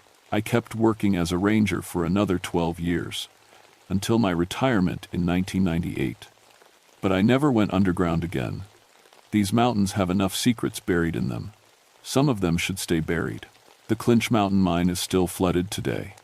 Sometimes, on quiet nights when the wind is just right, local folks say they can hear tapping from underground. But it's not the desperate scratching of something trying to get out. It's the steady rhythm of men working together, the way miners always did. The sound of picks striking coal, of men singing work songs to pass the time. The sound of peace, finally found in the dark places where they lived and died. I still visit Uncle Tommy's grave every year on the anniversary of the cave-in. His headstone says, "Lost in the mine, 1946, but I know better now." He wasn't lost. He was exactly where he needed to be, keeping watch over something that should never see daylight. Some folks say the coal companies are looking at reopening the old workings. Now that environmental regulations are getting looser, they talk about new technology, safer methods, ways to extract coal without flooding. If they do try to reopen Clinch Mountain, I'll be there to stop them. Not as a federal ranger, I'm too old for that job now, but as the nephew of a miner who finally got his proper burial, and as the only living man who knows what's sleeping in those flooded tunnels. Some hungers are too old and too deep to ever really die. They just wait in the dark, patient as stone, until someone disturbs their rest. The Tommy knockers aren't gone, they're just quiet now, resting in the water that washes their bones clean. But if you listen close on still nights near the old mine entrances, you can still hear them tapping on the walls. 3 taps means danger. More than 3 means run. And if you hear no taps at all, well, that means they're too busy to warn you about what's coming up from the deep places where the coal seams run. But don't worry, I'll keep listening for them. Someone has to. Someone who knows the difference between the living and the dead, and the things that live in the spaces between. My name is Zachariah Coalfield, and this is my story. It's all true, every word. And if you don't believe me, take a drive up to Clinch Mountain some quiet night. Listen for the tapping. Just don't go inside when you hear it.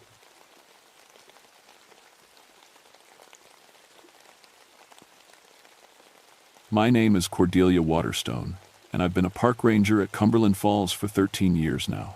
People think being a ranger is all campfires and nature walks, but the truth is, most of my work happens when everyone else goes home. Night shifts, solo patrols, making sure visitors stay safe when they come to see something most folks don't even believe exists. Cumberland Falls is the only place in the Western Hemisphere where you can see a moonbow. That's a rainbow made by moonlight instead of sunlight. Sounds impossible, right? But on clear nights, when the moon is full, the mist from our 125-foot waterfall catches the light just right, creates this ghostly arc of silver and blue that stretches across the gorge. I used to teach astronomy before this job. Thought I had all the science figured out. Water droplets, light refraction, lunar cycles, simple physics. The Cherokee, who lived here first, they had different ideas. Called this place sacred. Said the moon woman lived in the falls, and she didn't like visitors during the full moon. I never believed any of that stuff. Cherokee folklore, tourist legends, old wives' tales. After all, I'd seen hundreds of moonbows, photographed them, timed them, explained the science to thousands of visitors. Just water and light, nothing more. That changed last October. It was a perfect night for moonbow viewing.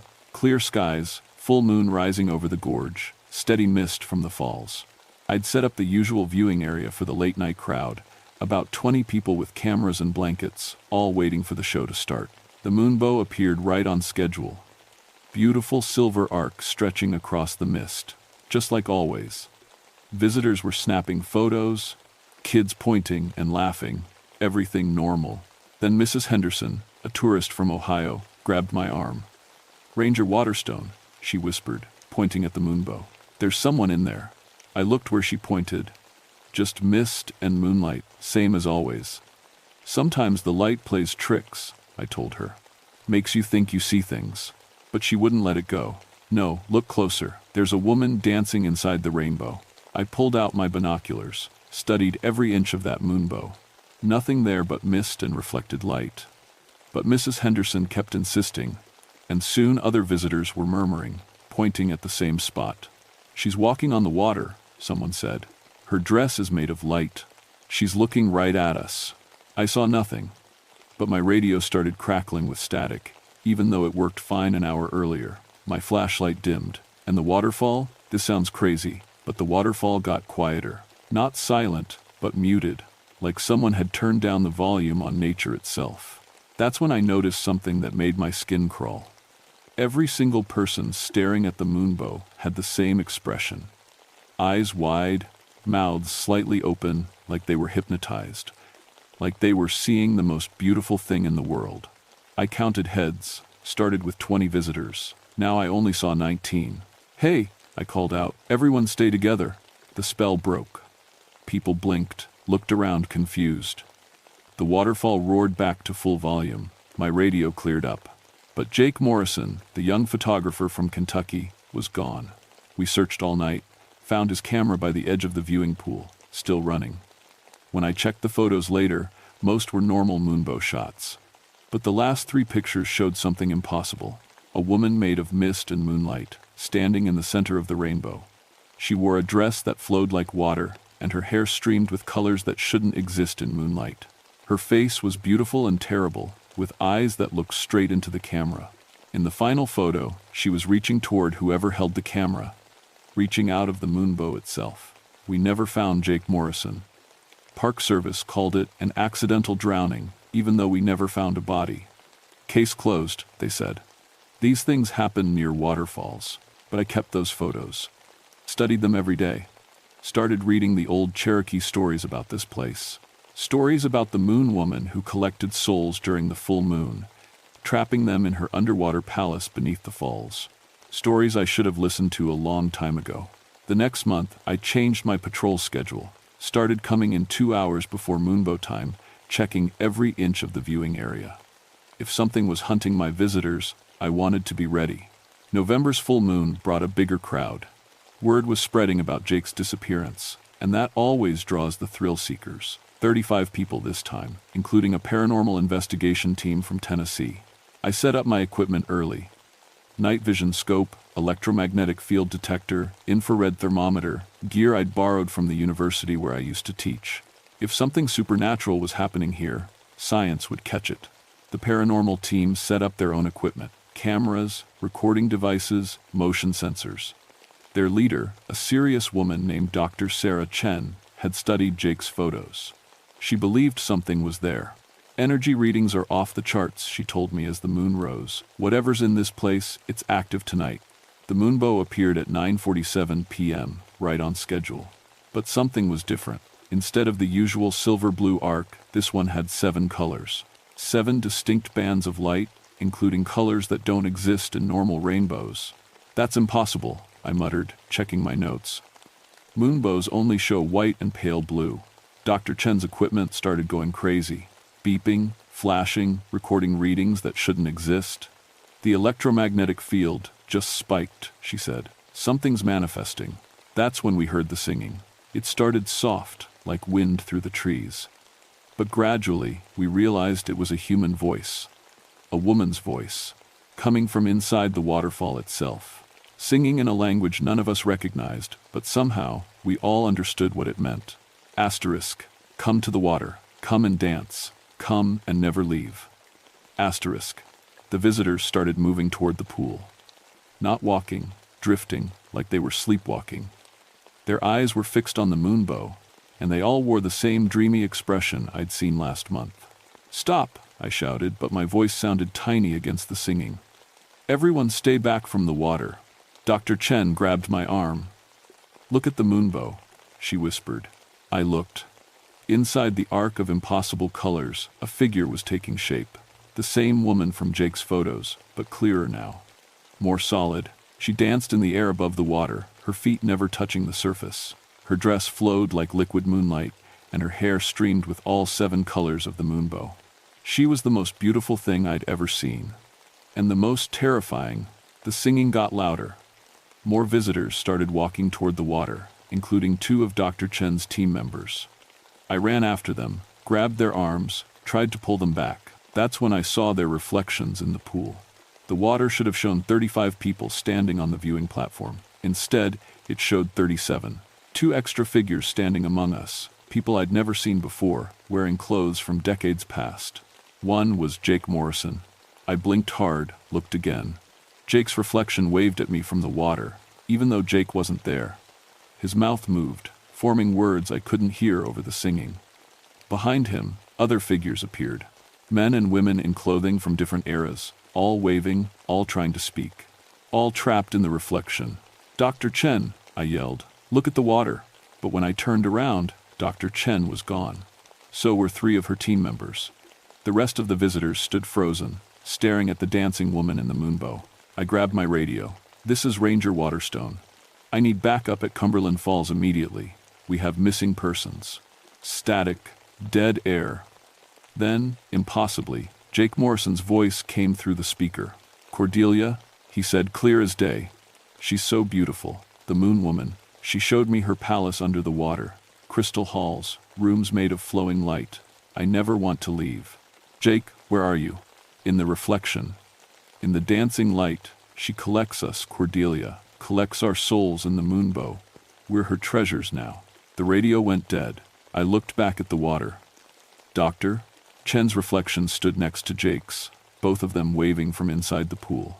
But on the platform, their bodies were nowhere to be found. The moon woman's singing reached a crescendo, and the remaining visitors took another step toward the water.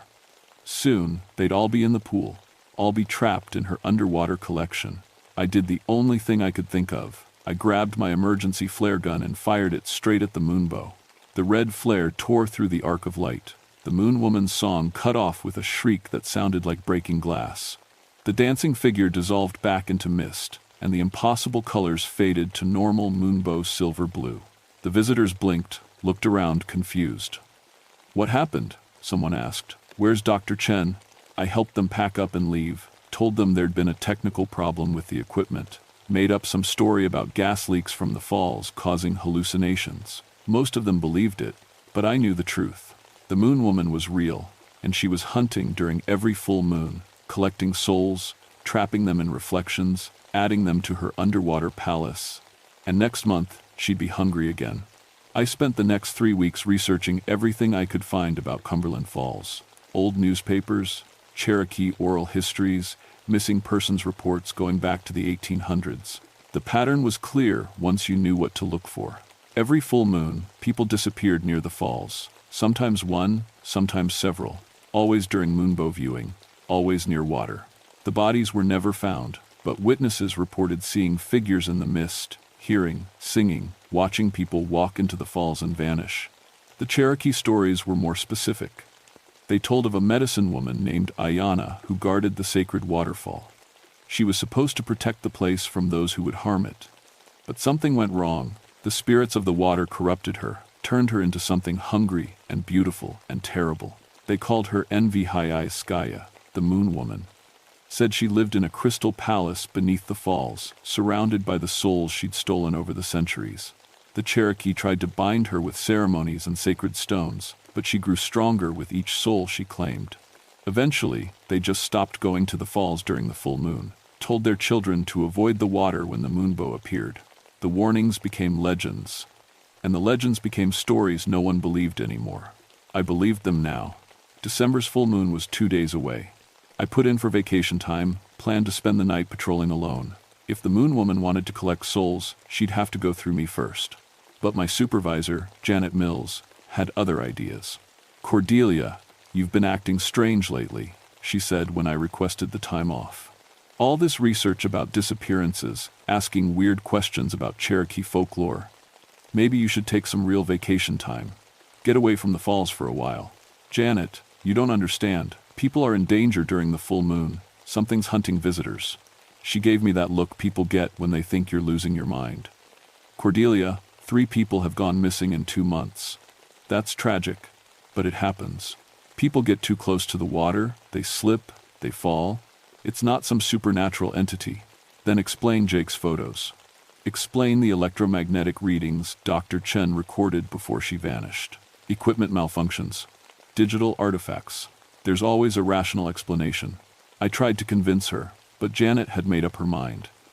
She assigned me to the visitor center for the next week, filing paperwork and updating exhibits, far away from the falls during moonbow season. So I went anyway. I snuck out of my apartment at 10 p.m. on December's full moon night, drove to the falls using the service road. Parked in the woods and hiked to the viewing area with my equipment. If I couldn't stop the Moon Woman officially, I'd do it as a private citizen. The viewing area was empty. Word had spread about the disappearances, and visitor numbers were way down. Good. Fewer people to protect. I set up my gear and waited. Electromagnetic detector, infrared scope, camera with fresh batteries, emergency flares, and something new. A piece of Cherokee iron I'd bought from a museum shop.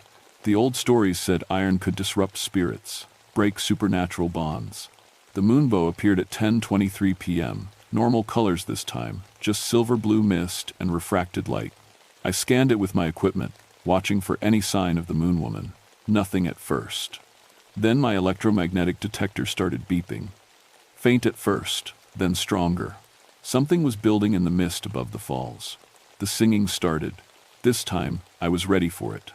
I put in earplugs, tried to block out the hypnotic melody. But even muffled, the song was beautiful beyond description. It promised peace, love, eternal beauty, in a palace of flowing light. I almost took out the earplugs, almost stepped toward the water. That's when I saw her. The Moon Woman materialized in the center of the moonbow, more solid than before. Her dress flowed like captured starlight, and her hair streamed with colors that hurt to look at. She was impossibly beautiful, like someone had taken every lovely thing in the world and shaped them into human form.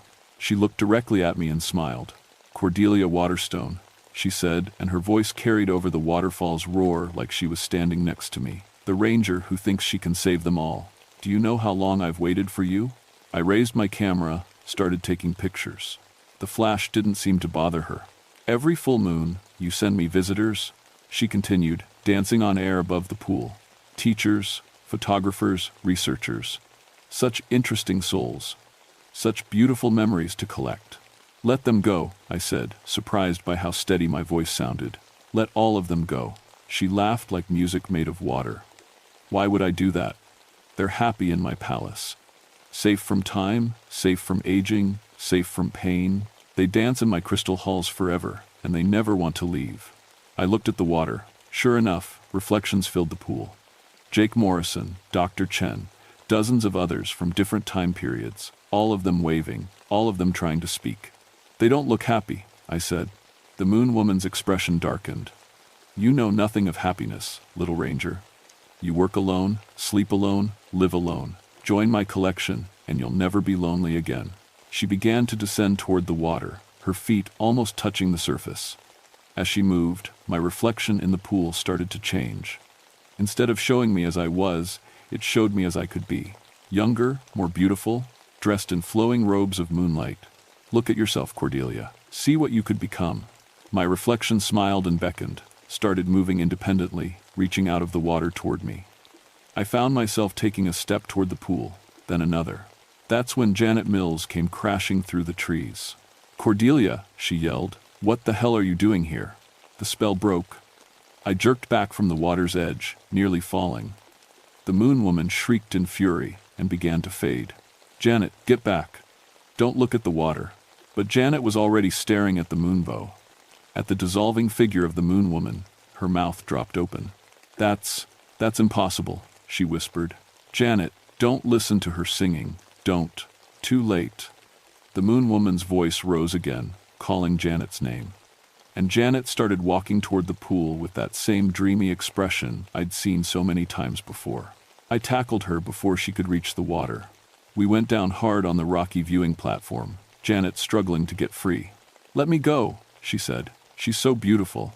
Cordelia, she wants to show me her palace. I held on tight, even as Janet fought me. In the water, I could see her reflection already changing, showing a younger version of herself dressed in the Moon Woman's flowing robes. That's when I realized the terrible truth. The Moon Woman wasn't just collecting souls, she was creating servants, turning her victims into extensions of herself, using their reflections to lure more people into her trap. And if I didn't stop her soon, she'd have an army of them. I dragged Janet back to the tree line, away from the water. She fought me the whole way, reaching toward the moonbow where the Moon Woman still danced. You don't understand, Janet gasped. She's offering me eternal beauty, eternal youth, a palace made of flowing light where I'll never grow old, never die. Janet, look at the water, look at the people trapped in there. I forced her to look at the pool. In the reflection, dozens of figures waved desperately. Men and women from different eras, all trying to speak, all trapped in the Moon Woman's underwater collection. Janet's eyes cleared for a moment. Oh God, she whispered. They're prisoners. The Moon Woman's singing grew louder, more insistent. In the moonbow, she raised her arms, and the water in the pool began to glow with silver light. The trapped reflections became more solid, more desperate. She's calling them up, I realized. She's bringing her collection to the surface. The first figure emerged from the pool. A man in a 1,922nd suit, dripping with silver water, but somehow still transparent. Behind him came others. Jake Morrison, Dr. Chen, people in clothing from across the decades.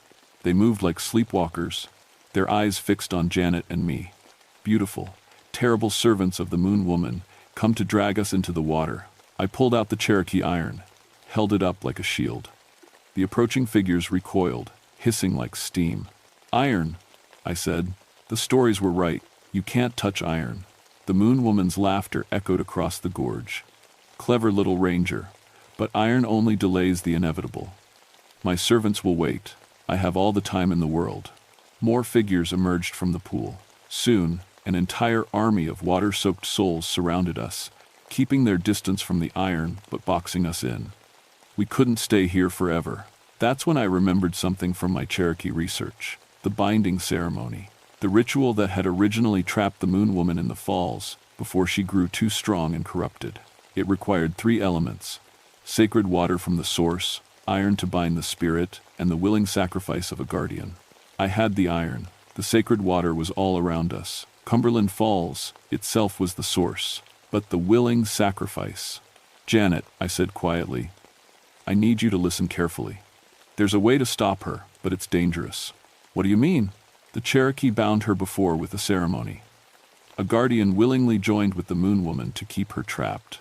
But something went wrong, and she corrupted the guardian instead. The water-soaked figures were closing in, step by step. The Moon Woman descended further, her feet almost touching the pool. "Cordelia," she called. "Join me willingly, and I'll let your friend live. Fight me, and I'll take you both." "What choice do we have?" Janet whispered. I looked at the iron in my hand, then at the approaching army of souls. Made my decision. "The choice is mine," I called to the Moon Woman. "I'll come willingly, but only if you release all of them. Every soul you've taken over the centuries." The Moon Woman paused, considering. "You would trade yourself for strangers?" "I would." "Cordelia, no." Janet grabbed my arm. "There has to be another way." But I'd already started walking toward the pool. The water-soaked figures parted to let me through, forming a path to their mistress. The Moon Woman smiled as I approached. "Wise choice, little ranger. Join my collection, and you'll dance in crystal halls forever." I reached the edge of the water. The Moon Woman extended her hand, beckoning me into the pool. "Just one thing," I said, and pulled out my radio. Her smile faltered. "What are you?" I keyed the transmitter and spoke the Cherokee binding words I'd memorized from the old stories. Words of binding, of sacrifice, of willing guardianship. But I changed the ending. Instead of joining with the spirit to guard the sacred place, I used the iron to bind her. Used my radio to broadcast the words across all frequencies, letting the electromagnetic energy carry the ceremony into the water itself. The Moon Woman shrieked as silver chains of light wrapped around her. The army of souls began to dissolve, their faces showing relief as they finally found peace. "Impossible," she screamed. "You can't break a bond that's lasted centuries." "I'm not breaking it," I said. "I'm changing it. You were supposed to be a guardian, not a collector. Guardian spirits protect people. They don't kill them." The chains tightened. The Moon Woman's beautiful form began to crack like broken crystal. Underneath, I glimpsed her true self. Not a monster, but a woman driven mad by centuries of corrupted purpose. "Help me remember," I said gently. "Remember who you were before the corruption. Remember why you loved this place." For a moment, her expression softened. "Ayanna," she whispered. "My name was Ayanna. I was supposed to protect the sacred falls. You still can. Protect them the right way. Guide people safely, don't trap them." The silver chains began to change, becoming bonds of light instead of binding. The Moon Woman, Ayanna, looked at her hands in wonder as the corruption fell away like old skin. I remember now," she said. "What have I done? What you thought was right. But you can do better now." She nodded, tears of light streaming down her face. "I will guard this place properly. No more collecting souls. No more crystal prisons." She looked at me one last time. "Thank you, Ranger Waterstone, for helping me remember." Then she dissolved into the mist, becoming one with the waterfall itself. The moonbow returned to normal colors, and the pool cleared of reflections. Janet helped me back from the water's edge. "Is it over?" I felt different. Changed. Like I'd touched something sacred and been marked by it. "For now," I said. "But this place will always need a guardian. Someone who understands both the science and the spirit of it." As we packed up our equipment, I caught a glimpse of movement in the moonbow. Not the Moon Woman, but something else. A gentle presence that felt like protection instead of predation. Ayanna, keeping watch over her sacred falls. The official report blamed the disappearances on a sinkhole that had opened under the pool during seismic activity. Dr. Chen and her team were found 3 days later, suffering from hypothermia and memory loss in a cave system behind the falls. They had no recollection of what happened during the missing time. Jake Morrison turned up a week after that, wandering the highway outside the park with no memory of the past 2 months. Medical exams showed signs of prolonged exposure to cold and moisture, but he was otherwise unharmed. The other missing persons, people who'd vanished over the decades, their fates remained officially unknown. But sometimes, on quiet nights, visitors to Cumberland Falls reported seeing figures in the moonbow. Not threatening figures, but peaceful ones. Souls finally free to move on, pausing only to wave goodbye to the living world. I stayed on as head ranger, but my role changed. I became an unofficial guardian of the falls, someone who understood that some places exist at the intersection of science and spirit. The moonbow still appears every full moon, still draws crowds of visitors with cameras and wonder. But now it's just water and light again. Beautiful and natural and safe. Mostly safe, anyway. Janet never talked about what she saw that night, but she treated the Cherokee stories with new respect. She started including them in our educational programs, presenting them not as folklore but as another way of understanding the natural world. Sometimes, late at night when I'm doing my rounds, I hear singing from the waterfall. Not the hypnotic, predatory song of the Moon Woman, but something gentler. A lullaby, maybe, or a blessing. Ayana, keeping her promise to guard this sacred place the right way. I've learned to listen to those old stories now. There are other places in these mountains, other intersections of the natural and supernatural that need watching. The Cherokee knew about all of them, marked them in stories and ceremonies and warnings. Most people still don't believe. They think science explains everything, that there's a rational answer for every mystery. I used to think that too. But 13 years of night shifts at Cumberland Falls have taught me something important. The world is bigger and stranger and more beautiful than our instruments can measure. Some places are sacred, some stories are true, even when they're impossible. And sometimes, it takes a guardian to keep the balance between what is and what should never be. The moonbow still appears every full moon, painting the mist with silver light. Visitors still come to take pictures and make wishes on the lunar rainbow. Children still laugh and point at the impossible beauty of it all. But now, when they look into the water, they see only their own reflections looking back.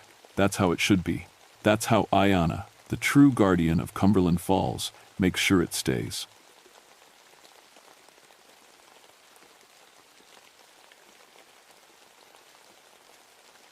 My name is Augustus Beauregard Tunnelwood, but folks just call me Gus.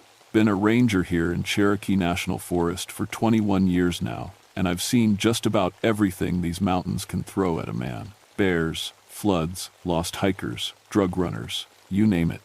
But I never believed in ghosts. Not until December of 1988, when I met myself coming out of Tunnel 7.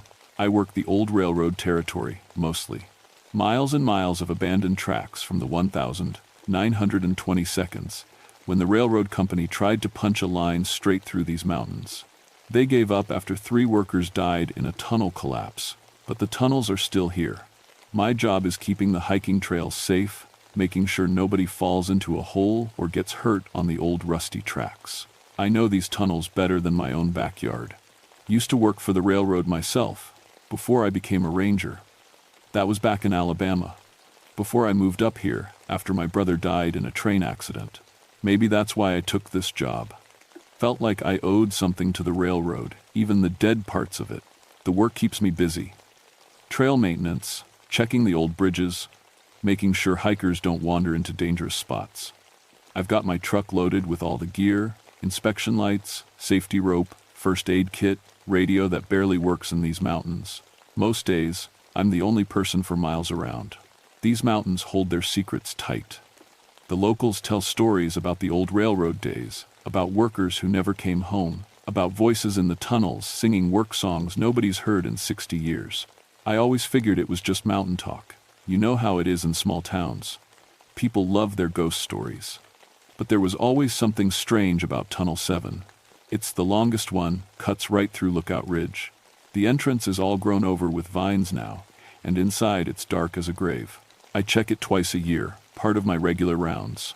The tunnel's still solid, built to last, but there's something about the air in there that makes your skin crawl. Last winter was rough. Storm after storm, trees down everywhere, trails washed out. I was working overtime just to keep the main paths open. That's when my crew started reporting weird things. "Hey Gus," my assistant Jake said one morning in December. "You been working nights lately?" "No, why?" "No. Found fresh tool marks in Tunnel 3 yesterday. Looked like somebody's been fixing the old rail bed. Real professional work too." I shrugged it off. Maybe some railroad history buffs had wandered in. Happens sometimes. But then my supervisor, Mills, called me into his office. "Gus, we got complaints from hikers. They're saying they saw work crews in the tunnels, but I don't have anybody scheduled out there. You know anything about this?" I didn't. but I promised to check it out. That afternoon, I loaded up my truck and headed for the tunnel system. Snow was starting to fall, and the mountains looked like something from a Christmas card, pretty but cold as hell. The first thing I noticed was the tire tracks. Fresh ones, leading right up to Tunnel 7. But when I got out of my truck, I could see the tracks just stopped, like whoever made them had driven straight into solid rock. I grabbed my flashlight and headed into the tunnel. The air was still and cold, and my breath made little clouds in the beam of my light. About 50 yards in, I found them, the fresh tool marks Jake had mentioned. Somebody had been working on the old railroad bed, cleaning out debris, straightening the rails that were still there. But here's the thing, this was expert work. Whoever did it knew exactly what they were doing. Every spike was placed perfect. Every rail joint lined up just right. This wasn't some amateur history buff. This was professional railroad work. And it was impossible. Those tools' marks were fresh, maybe a day old. But I'd been through this tunnel just last week, and it had been the same old mess it always was. Standing there in that dark tunnel, with snow falling outside and my flashlight cutting through the blackness, I felt something I hadn't felt since I was a kid. That crawling feeling you get when you know you're not alone, even though you can't see anybody. I called out, "Hello? Anybody in here?" My voice echoed back from the deep parts of the tunnel, but nobody answered. Just my own words, bouncing off the stone walls, getting smaller and sadder each time. That's when I heard it. Faint, but clear as anything, the sound of someone whistling. An old work song, the kind railroad gangs used to sing to keep time while they laid track. The melody drifted out of the darkness like smoke. I followed the sound deeper into the tunnel, my heart beating hard. The whistling stayed just ahead of me, always just around the next bend. The air got colder as I went, and I could smell something strange. Coal smoke and machine oil, like a locomotive had just passed through. But that was crazy. No train had been in these tunnels for 60 years. The next morning, I called in Jake and 2 other rangers, Tommy and Bill. We were going to check every tunnel in the system, see if we could figure out what was going on. I didn't tell them about the whistling. They already thought I was getting old. Probably just some kids, Jake said as we parked at the tunnel entrance. You know how they love to explore old places. But when we got inside Tunnel 7 with our gear, it was clear this wasn't kids' work. Someone had been busy all night. The rail bed was completely cleared of debris for about 100 yards. Old crosties that had been rotted and broken were somehow solid again, lined up perfect as a ruler. "Jesus," Tommy whispered, running his hand along a rail.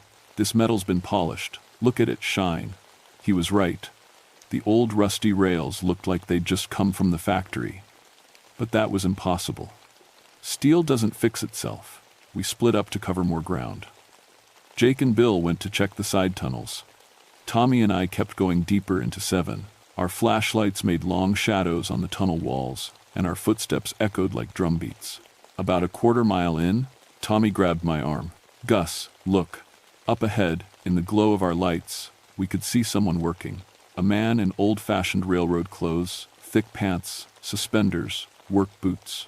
He had his back to us and was doing something to the track with a long-handled tool.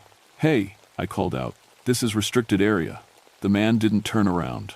Didn't even stop working. He just kept doing whatever he was doing, completely ignoring us. We walked closer. The man was tall and thin, and there was something familiar about the way he moved. As we got within about 20 feet, I could see he was using a track gauge, a tool for checking if the rails were the right distance apart. "Sir, you need to stop what you're doing," I said, louder this time. That's when the man turned around. It was me. Exact same face, same work clothes, same everything. But his eyes were different. Flat and empty, like looking into a dark well. Tommy made a choking sound and stumbled backward. I just stood there, staring at myself. The other me, my double, smiled with my own mouth and said in my own voice, "Almost done here, Gus. Just checking the gauge. Got to keep the rails true." Then he turned back to his work like nothing had happened. I grabbed Tommy's arm and we ran. Just turned around and ran like scared kids, our flashlights bouncing crazy shadows on the tunnel walls. Behind us, I could hear the steady tap-tap-tap of the track gauge, keeping perfect time. We didn't stop until we reached daylight. Tommy was pale as a sheet, and I felt like I was going to throw up. "What the hell was that?" Tommy gasped. I didn't have an answer. How do you explain seeing yourself in a place you've never been, doing work that's impossible? Jake and Bill came out of the side tunnel a few minutes later. They looked shaken too. We saw something weird, Jake said. Looked like somebody working on the tracks, but when we got close, he just wasn't there anymore. What did he look like? I asked. Like you, Gus. Exactly like you. We packed up our gear and got out of there. That night, I couldn't sleep. I kept thinking about those empty eyes and the way my double had smiled. It was my smile, but it wasn't. Like someone wearing my face who didn't know how faces were supposed to work. The next day, Mills called me again. More hiker complaints. People were reporting seeing work crews in all the tunnels now, not just 7, and they all looked the same. Exact copies of the trail maintenance team. I'm starting to think we got trespassers with a sick sense of humor, Mills said. Some kind of prank. You know anything about people who might want to mess with us? I didn't tell him what we'd really seen.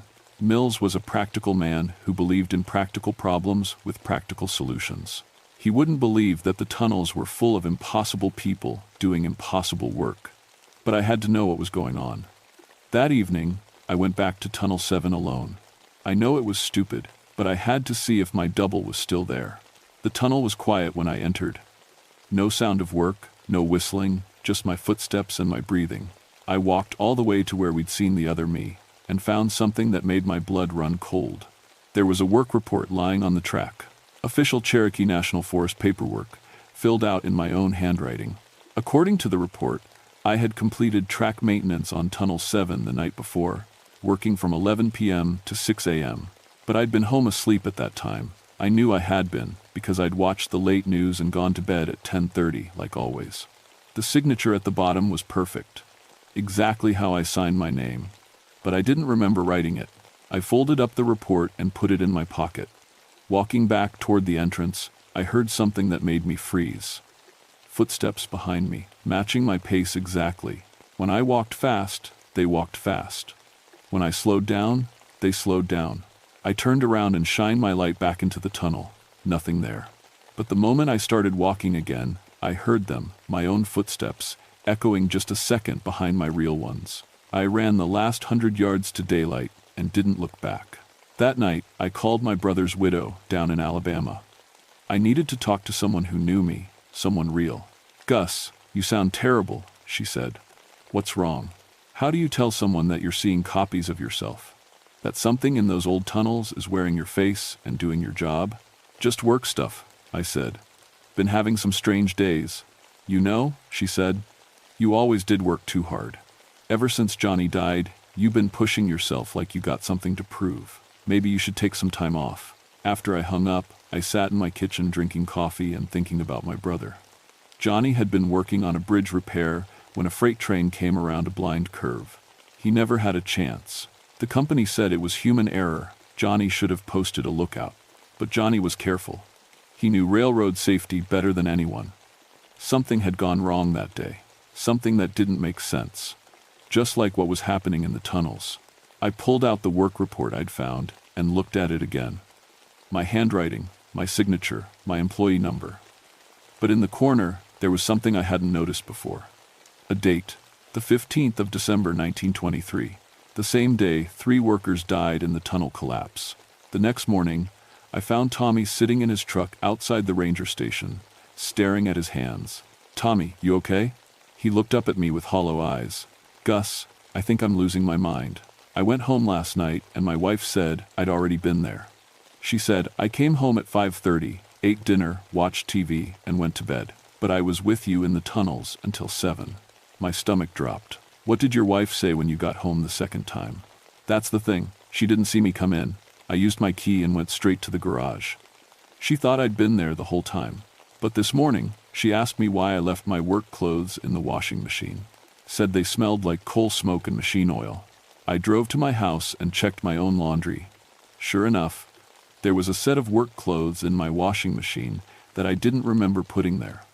They were my clothes, right size, same stains I always get. But they reeked of old locomotives and underground air. On the kitchen table, I found another work report. This one said I'd spent the previous night doing track maintenance in Tunnel 3. Again, signed in my handwriting with yesterday's date. But this report was different. At the bottom, in the same handwriting, someone had written, "Shift ends at dawn. Report to foreman. Work must be completed." I called Mills and told him I was taking a sick day. Then I drove to the county library and asked to see old newspaper records from the 1922nd.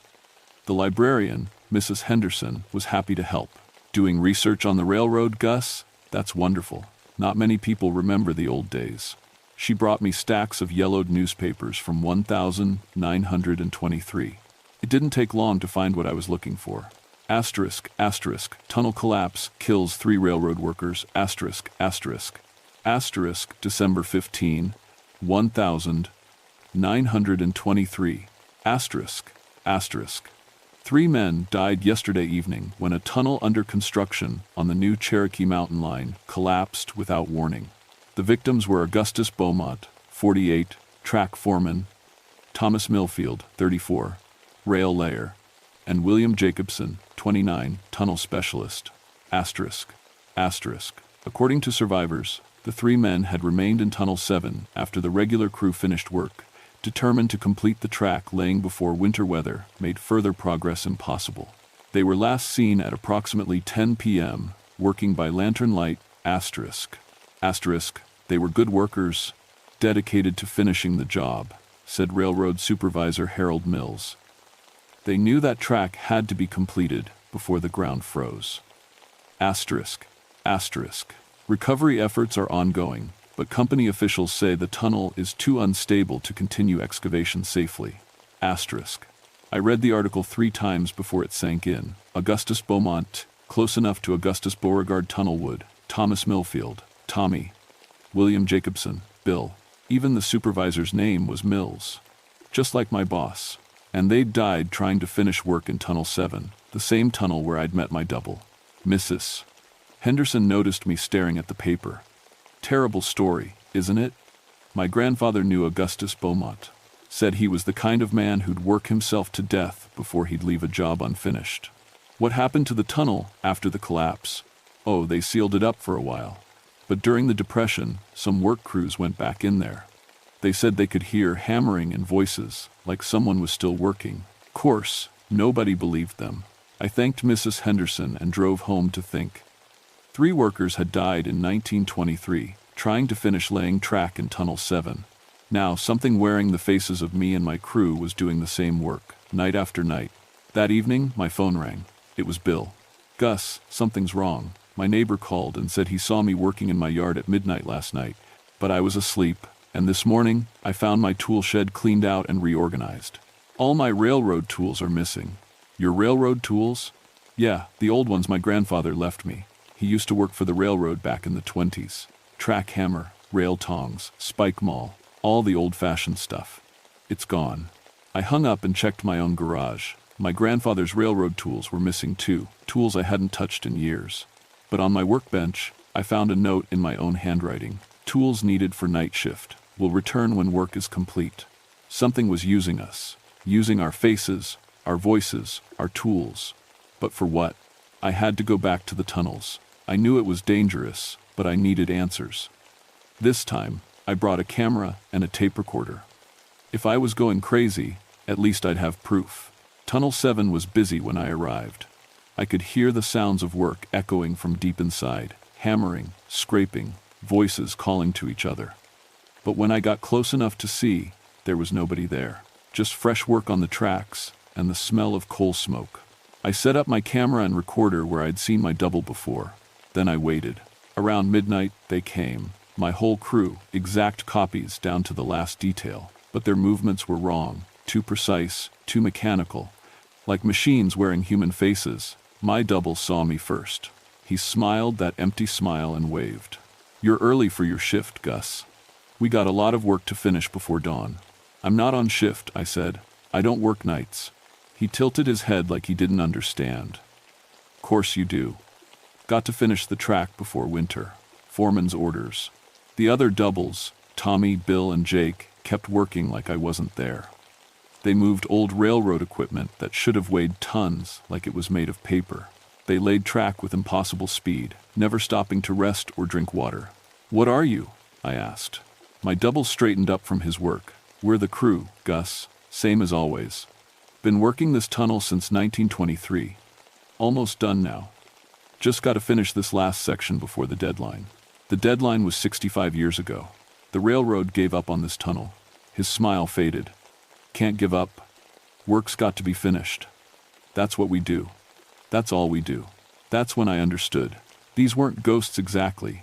They were echoes. The last moments of those three workers, played over and over. They'd been so focused on finishing their work that even death couldn't stop them. And somehow, they were pulling us into their endless shift. "You're dead," I said. "You died in 1923. All four doubles stopped working and looked at me. Their faces were still ours, but their eyes were black holes. "We're not dead," my double said. "We're working. We got a job to finish." They started walking toward me, moving in perfect step like soldiers. I grabbed my camera and recorder and ran for the entrance. Behind me, I could hear them calling, "Don't leave, Gus. Shift's not over. Work's got to be finished." I made it to my truck and drove home with shaking hands. The camera had captured nothing but darkness, and the tape recorder was full of static. But I knew what I'd seen. The next morning, Jake didn't show up for work. His wife called and said he'd left for an early shift at 4 a.m. But there was no early shift scheduled. When we went to look for him, we found his truck parked at Tunnel 7. Inside the tunnel, we found Jake, the real Jake. He was unconscious but breathing, lying on the track about 50 yards in. We got him to the hospital, but he couldn't remember anything after going to bed the night before. "It's like he was sleepwalking," the doctor said. "But he's got calluses on his hands from heavy labor, fresh ones, like he's been doing railroad work for weeks." That's when I knew we were in real trouble. The doubles weren't just copying us anymore. They were replacing us. I called an emergency meeting with Mills, Tommy, and Bill. Jake was still in the hospital, and his wife said he kept talking in his sleep about finishing the track before winter. "Gentlemen, we got a situation," I said, "and you're not going to believe what I'm about to tell you." I laid out everything. The doubles, the 1,923 accident, the missing tools, the work reports. Mills listened with the patient expression he used for crazy hikers who claimed they'd seen Bigfoot. "Gus, I think you're under a lot of stress," he said finally. "Maybe you should—" "Check your laundry," I interrupted. "All of you. Check your washing machines." They did. They all found clothes they didn't remember washing, all smelling like coal smoke and machine oil. They all found work reports they didn't remember filling out. And they all found notes in their own handwriting about night shifts and deadlines. "This is impossible," Bill whispered. "No," I said. "This is what happens when the dead don't know they're dead." I told them my theory. The three workers who died in 1923 had been so focused on finishing their job that their spirits got stuck in a loop, endlessly trying to complete the track. But spirits can't do physical work alone. They need living people to work through. "They're using us," I said. "Taking our faces, our voices, our bodies while we sleep. And every night, they get stronger. Pretty soon, they won't need us asleep anymore." Mills was quiet for a long time. Finally, he said, "What do you think we should do?" "I think we need to help them finish their work. It's the only way to set them free." Tommy laughed, but it wasn't a happy sound. "You want us to go back into that tunnel? After what happened to Jake?" "Jake's in the hospital because he went alone," I said. "If we go together, stay awake, stay aware of who we are, maybe we can break the loop." It was a crazy plan, but it was the only plan we had. That evening, the four of us went to Tunnel 7 with every light we could carry. We brought tools, coffee, and a determination to end this thing once and for all. The tunnel was quiet when we entered. No sounds of work, no doubles, just the echo of our footsteps and the beam of our flashlights cutting through the darkness. We walked to where the fresh track work ended. There was maybe 50 yards of old, broken rail left to fix, 65 years of work, and they'd almost finished. "This is it," I said. "This is what they've been trying to complete." We started working.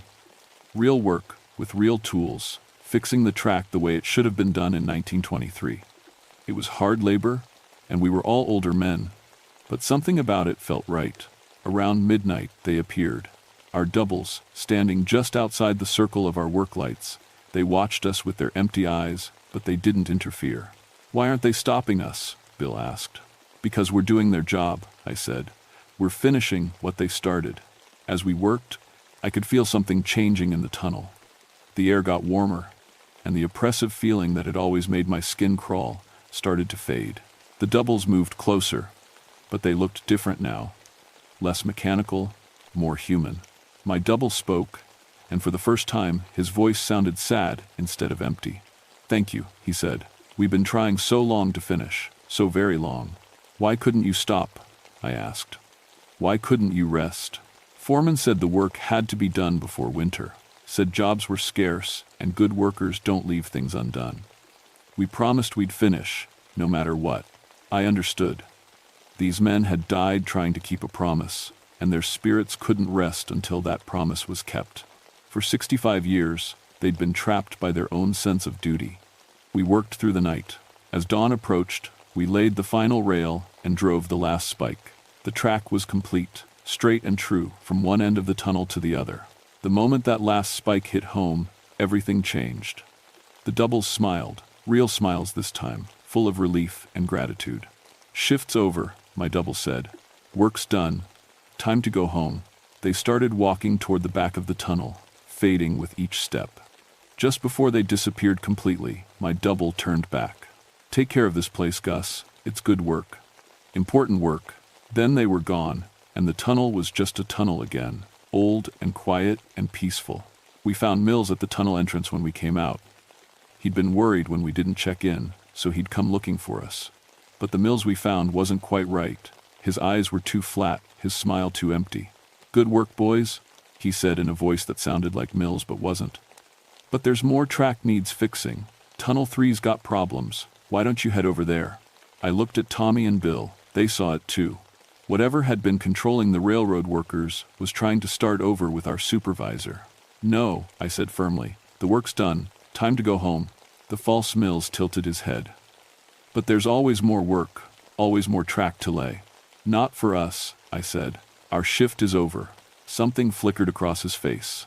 Confusion, anger, then resignation. Mills shook his head like he was waking up from a dream.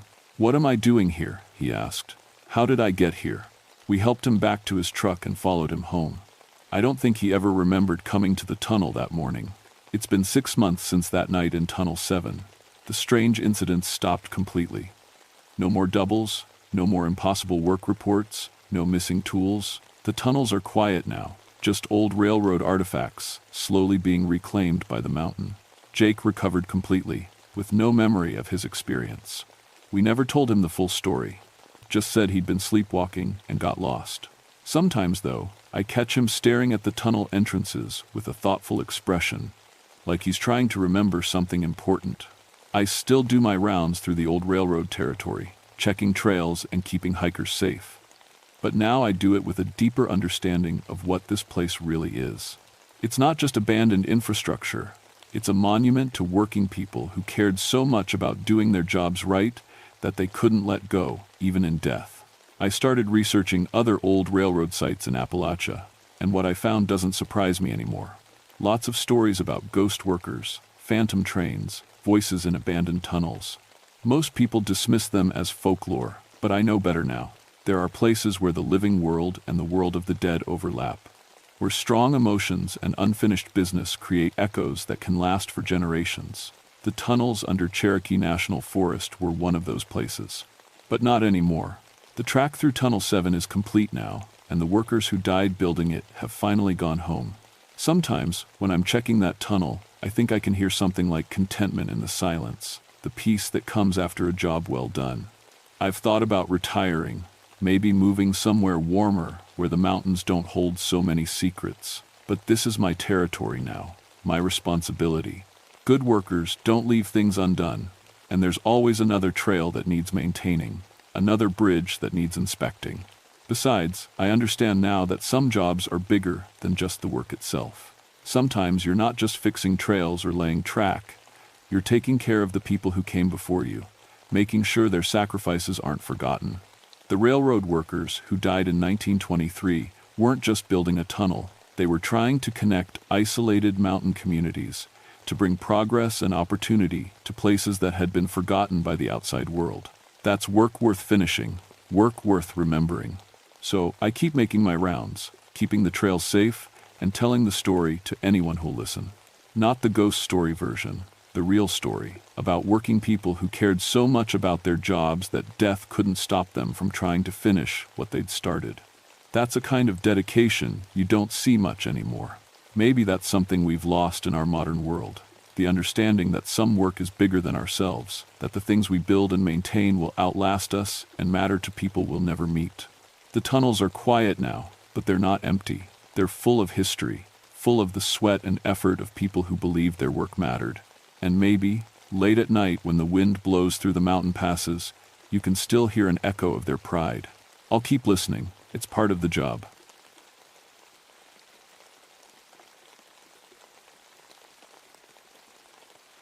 My name is Mordecai Thaddeus Mistwalker, and I've been a park ranger in West Virginia's Monongahela National Forest for 16 years. I know that sounds like a made-up name, but it's what my parents gave me. The kids in school used to tease me about it until I started going by Morty. Now, most folks just call me Ranger Mistwalker. I wasn't always a ranger. Got my degree in meteorology from West Virginia University back in 1970. Spent a few years working for the National Weather Service. But I got tired of sitting behind a desk, watching weather patterns on computer screens. I wanted to be out there, in the mountains, feeling the wind and rain myself. So, in 1973, I took a job with the Forest Service. Best decision I ever made, even after what happened. My specialty is weather station maintenance and atmospheric research. The mountains here create their own weather.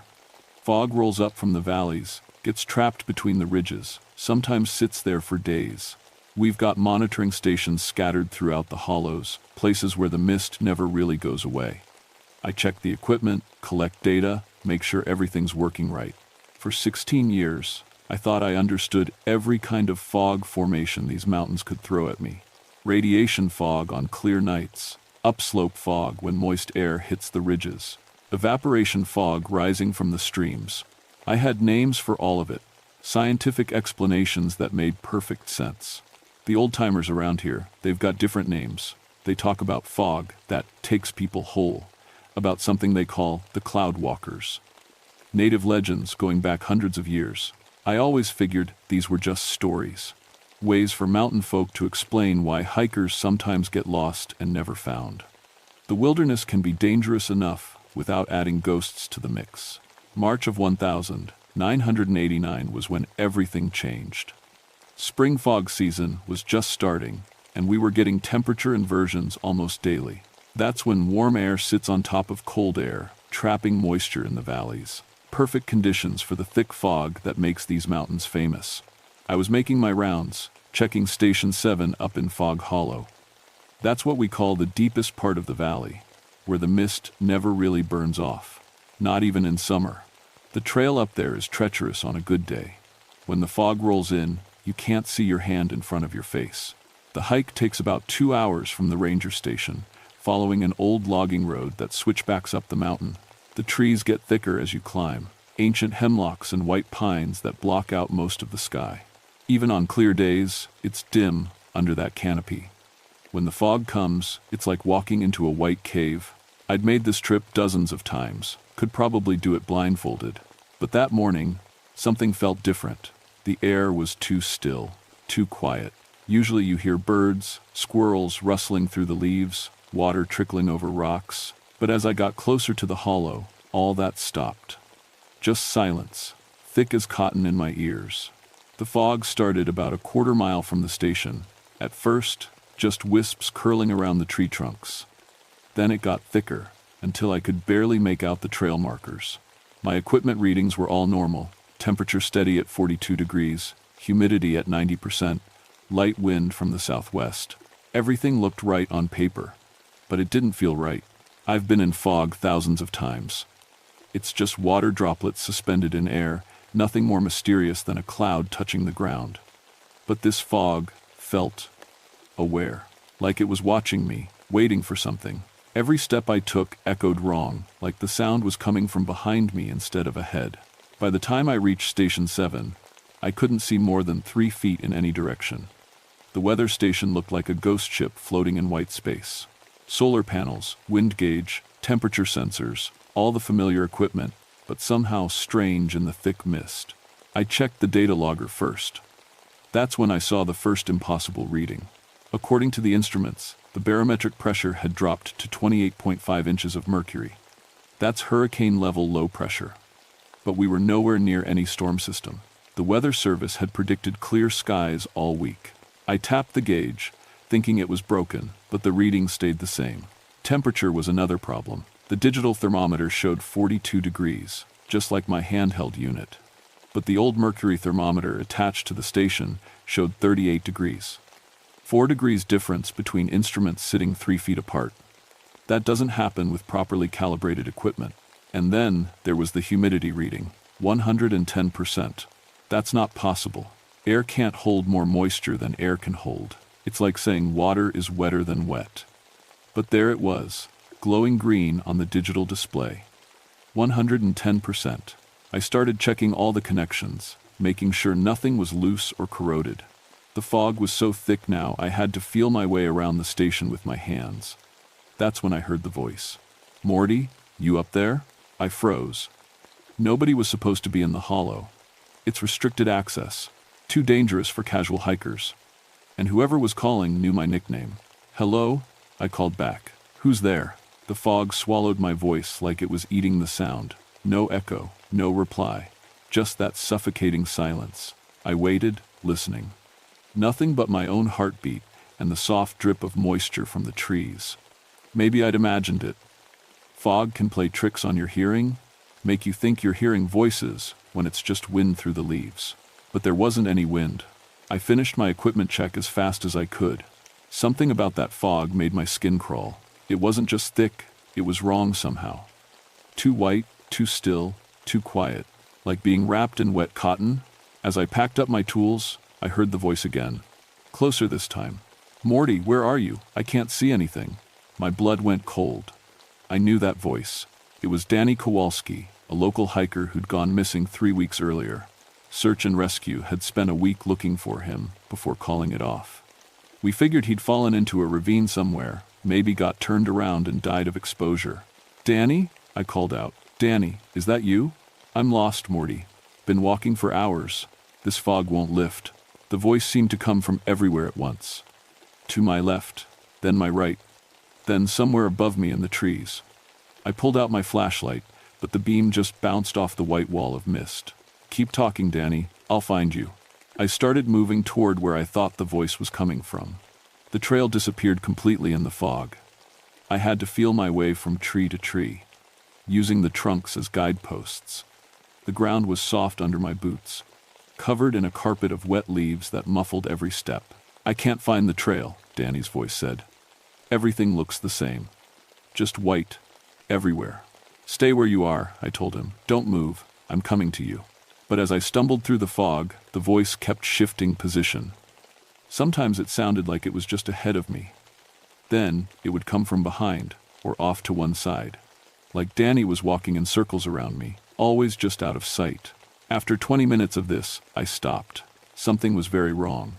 Even in thick fog, you can usually hear footsteps, breathing, the rustle of clothes as someone moves. But I heard nothing except Danny's voice, floating in the white void like it was coming through a radio. "Danny, stand still and shout as loud as you can. I need to get a fix on your position." Silence. Then very softly, "I don't think I can do that, Morty." The voice was different now, flatter, like someone talking in their sleep. And there was something else underneath it, a sound like wind through a cave, or maybe dozens of people whispering at once. "Why not?" I asked, though every instinct was telling me to run. "Because I'm not really here." The fog around me started to move, not drifting like normal fog, but shifting in patterns, forming shapes. For just a moment, I saw something that looked like a face floating in the mist. Danny's face. But wrong somehow. Too pale, eyes too wide, mouth moving without making sound. Then it was gone, and I was alone again in the white silence. I backed toward where I thought the weather station was, feeling behind me with my hands. The fog seemed to follow, pressing closer, like it was trying to wrap around me. My breathing got shallow. The air felt thick, hard to pull into my lungs. That's when I heard the other voices. "Help me," a woman's voice, scared and tired. "I've been walking for days." "Mom? Mom, where are you?" A child, maybe 8 or 9 years old. "Anyone out there? Please, I can't find my car." An older man, voice shaking with fear. All around me, floating in the fog like sounds from a dream. Voices of people who'd gone missing in these mountains over the years. People I'd helped search for, people we'd never found. I ran. Didn't matter that I couldn't see where I was going. Didn't matter that I might trip over a root or walk off a cliff.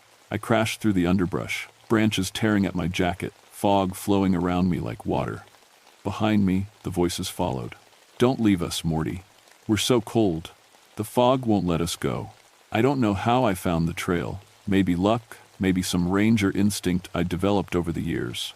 But suddenly I was on solid ground, running downhill as fast as my legs would carry me. The fog thinned as I descended, until I could see trees again, then patches of sky. By the time I reached the ranger station, my heart was hammering so hard I thought it might burst. I sat on the porch for 10 minutes, just breathing normal air, looking at normal trees under a normal blue sky.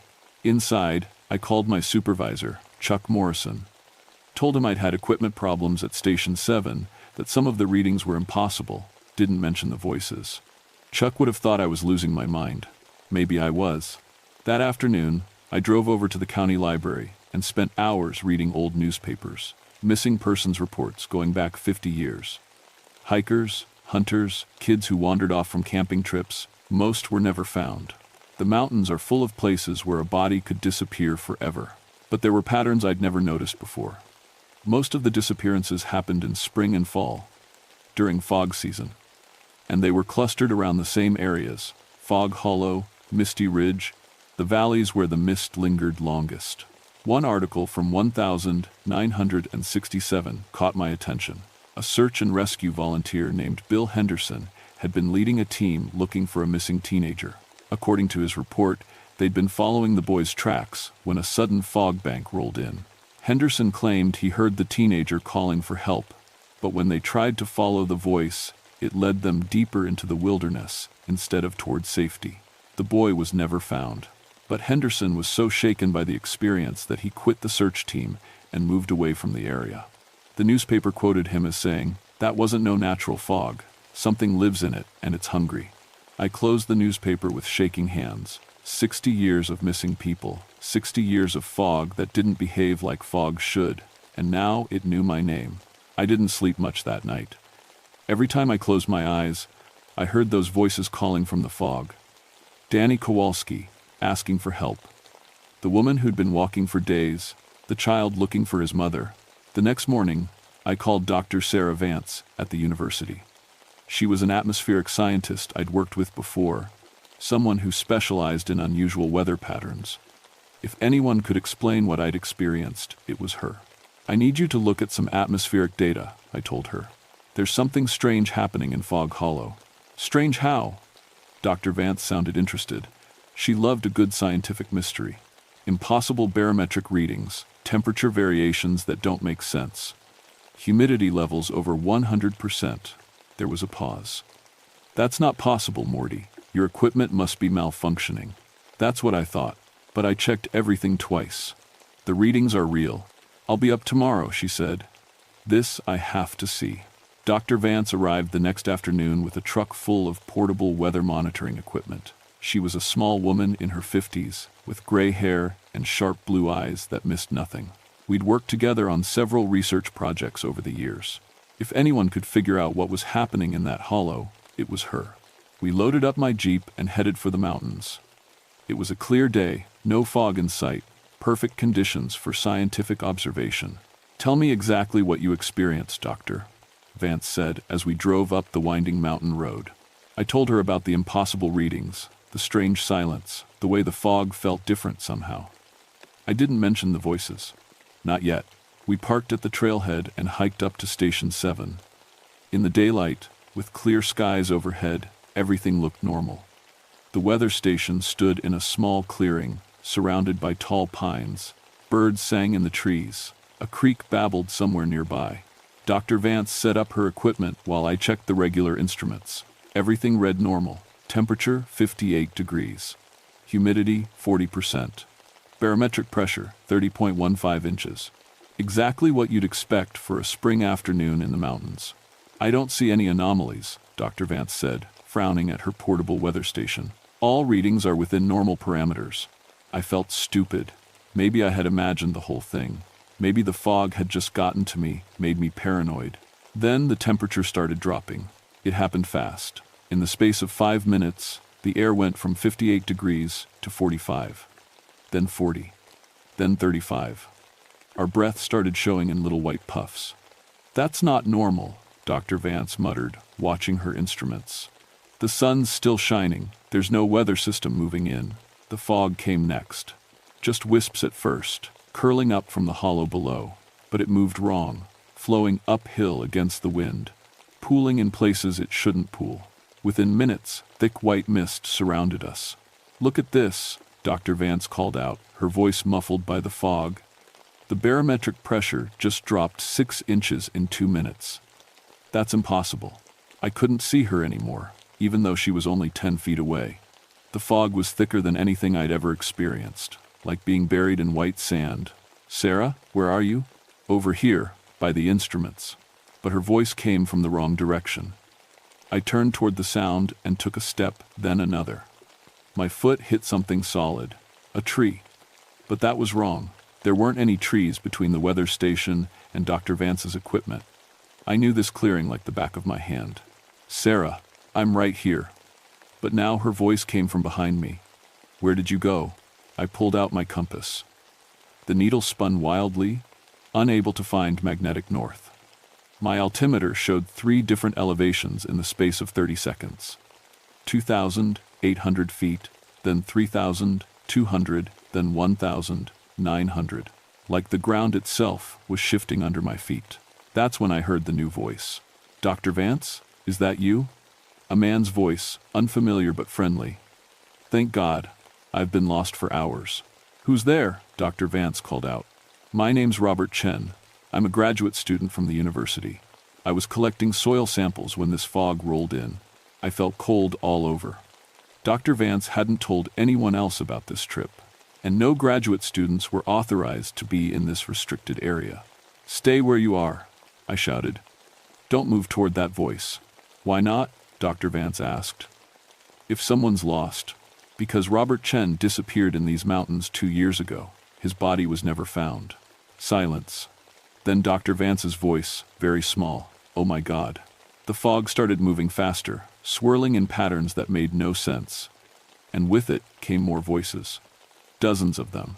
All the missing people from my newspaper research, calling out for help, begging to be rescued. I grabbed Dr. Vance's arm and pulled her away from the voices, toward where I thought the trail might be. We stumbled through the fog for what felt like hours, but was probably only minutes. The voices followed us, always just out of sight, always leading us away from safety. This way, a child's voice said. I found the path. No, an old woman called out. The trail's over here. You're both wrong, said a man who sounded like my dead father. Follow me. Dr. Vance was shaking. This isn't possible. Fog can't do this. It's just water vapor. But I was starting to understand. This wasn't normal fog. This was something else entirely. Something that collected people, absorbed them somehow, used their voices to lure others into the white void. We found the real trail by accident, following the sound of running water to the creek that paralleled the path. The fog thinned as we descended, until we could see the forest again, then patches of blue sky. By the time we reached the jeep, Dr. Vance was as white as the mist we'd escaped. She didn't say a word during the drive back to town, just sat there, staring at her instruments, trying to make sense of readings that defied everything she knew about atmospheric science. That night, she called me from her hotel. I analyzed the air samples I collected, she said, her voice shaky. There are microscopic crystalline structures in that fog, Morty. Geometric patterns I've never seen before. They're not ice crystals, and they're not any natural formation I can identify. What are you saying? I'm saying that fog isn't made of water. It's made of something else. Something that shouldn't exist. 2 days later, Dr. Vance's assistant found her standing in the hotel parking lot at 3 in the morning. Her eyes were open, but she didn't respond to her name. She wasn't breathing. Her heart had stopped, but her body was still warm, like she'd just died. The doctors couldn't find anything wrong with her. No heart attack, no stroke, no signs of disease or injury. They said it was like her consciousness had simply left. I knew better. The fog had found her, even 50 miles away from the mountains. It had taken what it wanted, leaving behind an empty shell. And now it was coming for me. 3 nights after Dr. Vance's death, the fog came to my house. I live in a small cabin, about 5 miles from the ranger station, tucked back in the trees where the tourists can't find me. It's my sanctuary, the place where I can forget about the mountains and their mysteries. Or at least, it used to be. I was sitting on my porch, drinking coffee and watching the sunset, when I noticed the mist starting to rise from the valley below. That was normal enough. Fog forms every evening in the hollows, especially this time of year. But this fog was different. It moved too purposefully, flowing uphill like water in reverse. Within minutes, it had surrounded my cabin, thick, white, impenetrable. The kind of fog that makes you feel like you're the only person left in the world. "Hello, Morty." "Hello, Morty." The voice came from everywhere and nowhere. Not any single person, but dozens of voices speaking in unison. All the people who'd vanished in the mountains over the years, their words blending into something that wasn't quite human anymore. I stood up slowly, my coffee mug trembling in my hands. "What do you want?" "We want to show you something. Something wonderful." The fog pressed closer to the porch, and I could see shapes moving in it. Faces, dozens of them, floating just beneath the surface of the mist like bodies under ice. Men, women, children. All the missing hikers and hunters, all the people who'd gotten lost in the fog and never came home, but they weren't dead.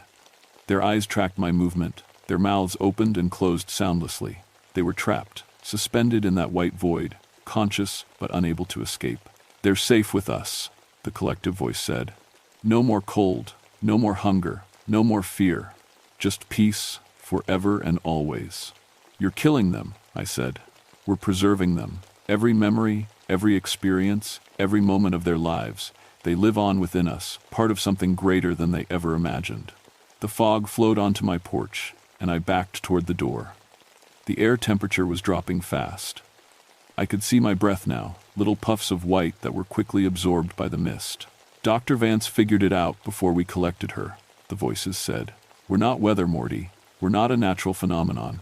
We're alive, ancient. We've been feeding on human consciousness for thousands of years." More faces appeared in the fog. Danny Kowalski, his features peaceful but empty. Robert Chen, the graduate student who disappeared 2 years ago. Dr. Vance, her scientific curiosity replaced by blank acceptance. The Native Americans knew about us. They called us the Cloud Walkers, the spirits that dwelt between earth and sky. Your people forgot the old warnings, wandered into our domain unprepared.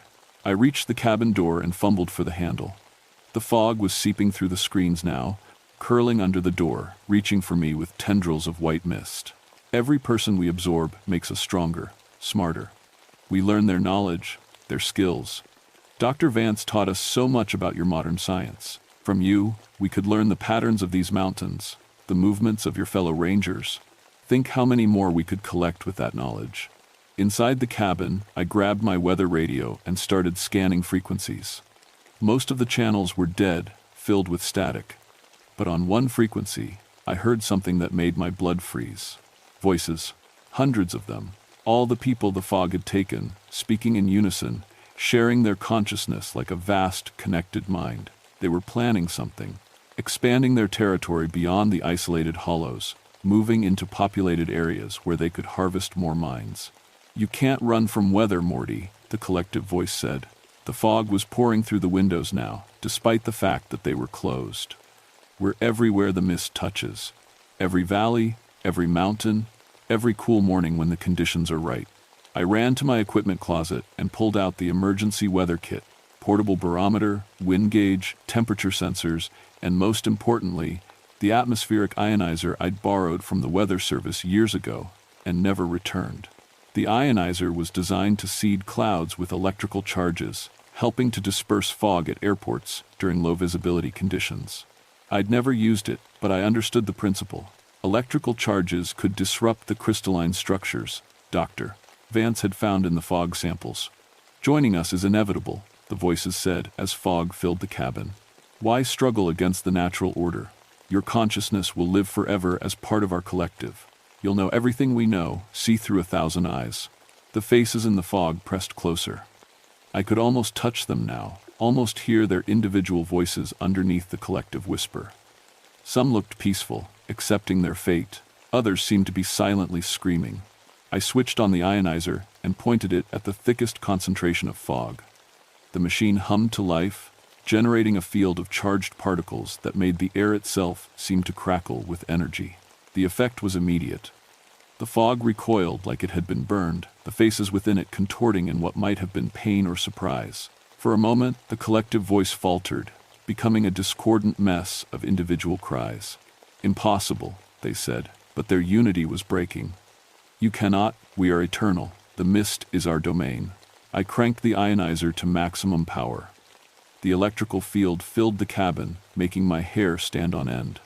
The fog began to dissipate, breaking apart into wisps and tendrils that fled toward the windows. But I knew this was only temporary. The ionizer was a portable unit, powered by batteries that wouldn't last long. And even if I could keep it running, the fog could simply wait me out, surrounding my cabin until I had to sleep or eat or venture outside. As the mist retreated, I heard one final message from the collective.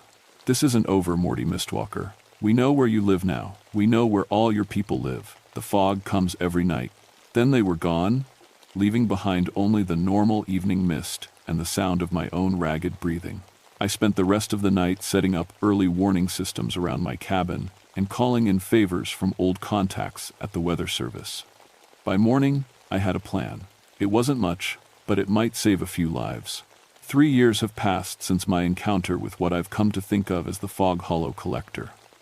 I'm still a ranger, still checking weather stations in the mountains of West Virginia. But everything is different now.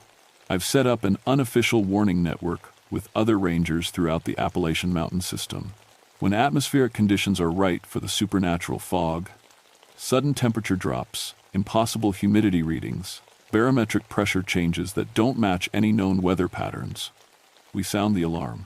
Close trails, evacuate campers, keep people away from the valleys where the mist lingers longest. The official reports list these as atmospheric anomaly precautions. The bureaucrats in Charleston think I'm overly cautious about weather safety. They don't need to know the truth. They wouldn't believe it anyway.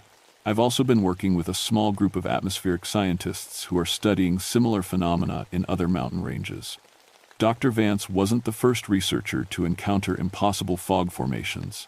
There are reports from the Smoky Mountains, the Cascades, even the Alps, ancient predators that evolved to mimic weather patterns, feeding on human consciousness in isolated places where their activities could go unnoticed for centuries. We call ourselves the Clear Air Society. Half joking, half serious. We share information, develop countermeasures, and try to protect people from threats that science doesn't officially recognize. It's not much, but it's something. The ionization technique works, but only temporarily. The entities that create these fog formations are old and adaptable. They've learned to avoid areas with strong electrical fields, to hunt only when the atmospheric conditions make electronic countermeasures ineffective. Sometimes I wonder if I'm fighting a war I can't win. There are so many isolated valleys in these mountains, so many places where the mist can gather and hunt, and with each person they absorb, the collective grows stronger, smarter, more dangerous. But I keep doing the work anyway. Because every warning I send out, every trail I close, every family I evacuate from a campground might save someone from ending up as another face in the fog. Last month, I got a call from a ranger in Tennessee. She'd found a missing hiker standing in a meadow, alive but unresponsive. The man's body was fine, but his mind was gone. Just like Dr. Vance. The fog had tried to take him, but been interrupted before the process was complete, leaving behind an empty shell. It's spreading, getting bolder, testing new territories, new hunting strategies. I still live in my cabin in the mountains, still make my rounds to the weather stations, though I never go to Fog Hollow anymore. Station 7 has been officially decommissioned due to ongoing equipment malfunctions. The real reason is that anyone who ventures into that particular valley alone never comes back the same. Sometimes, on clear nights, I stand on my porch and look up at the stars. The mountains stretch out below me in dark ridges and shadows, beautiful and peaceful. During those moments, I can almost forget about the ancient things that hunt in the mist. But when morning comes and I see fog rising from the valleys, I remember, and I check my ionizer batteries, scan the weather frequencies, and prepare for another day of protecting people from a threat they don't know exists. The fog remembers me too. Sometimes I hear my name whispered in the mist that forms around my cabin on cool evenings. It's waiting for me to make a mistake, to venture out unprepared, to give it another chance at adding my consciousness to its collection. So far, I've been lucky. But luck doesn't last forever in these mountains. The fog is patient. It has all the time in the world, and it never forgets a face.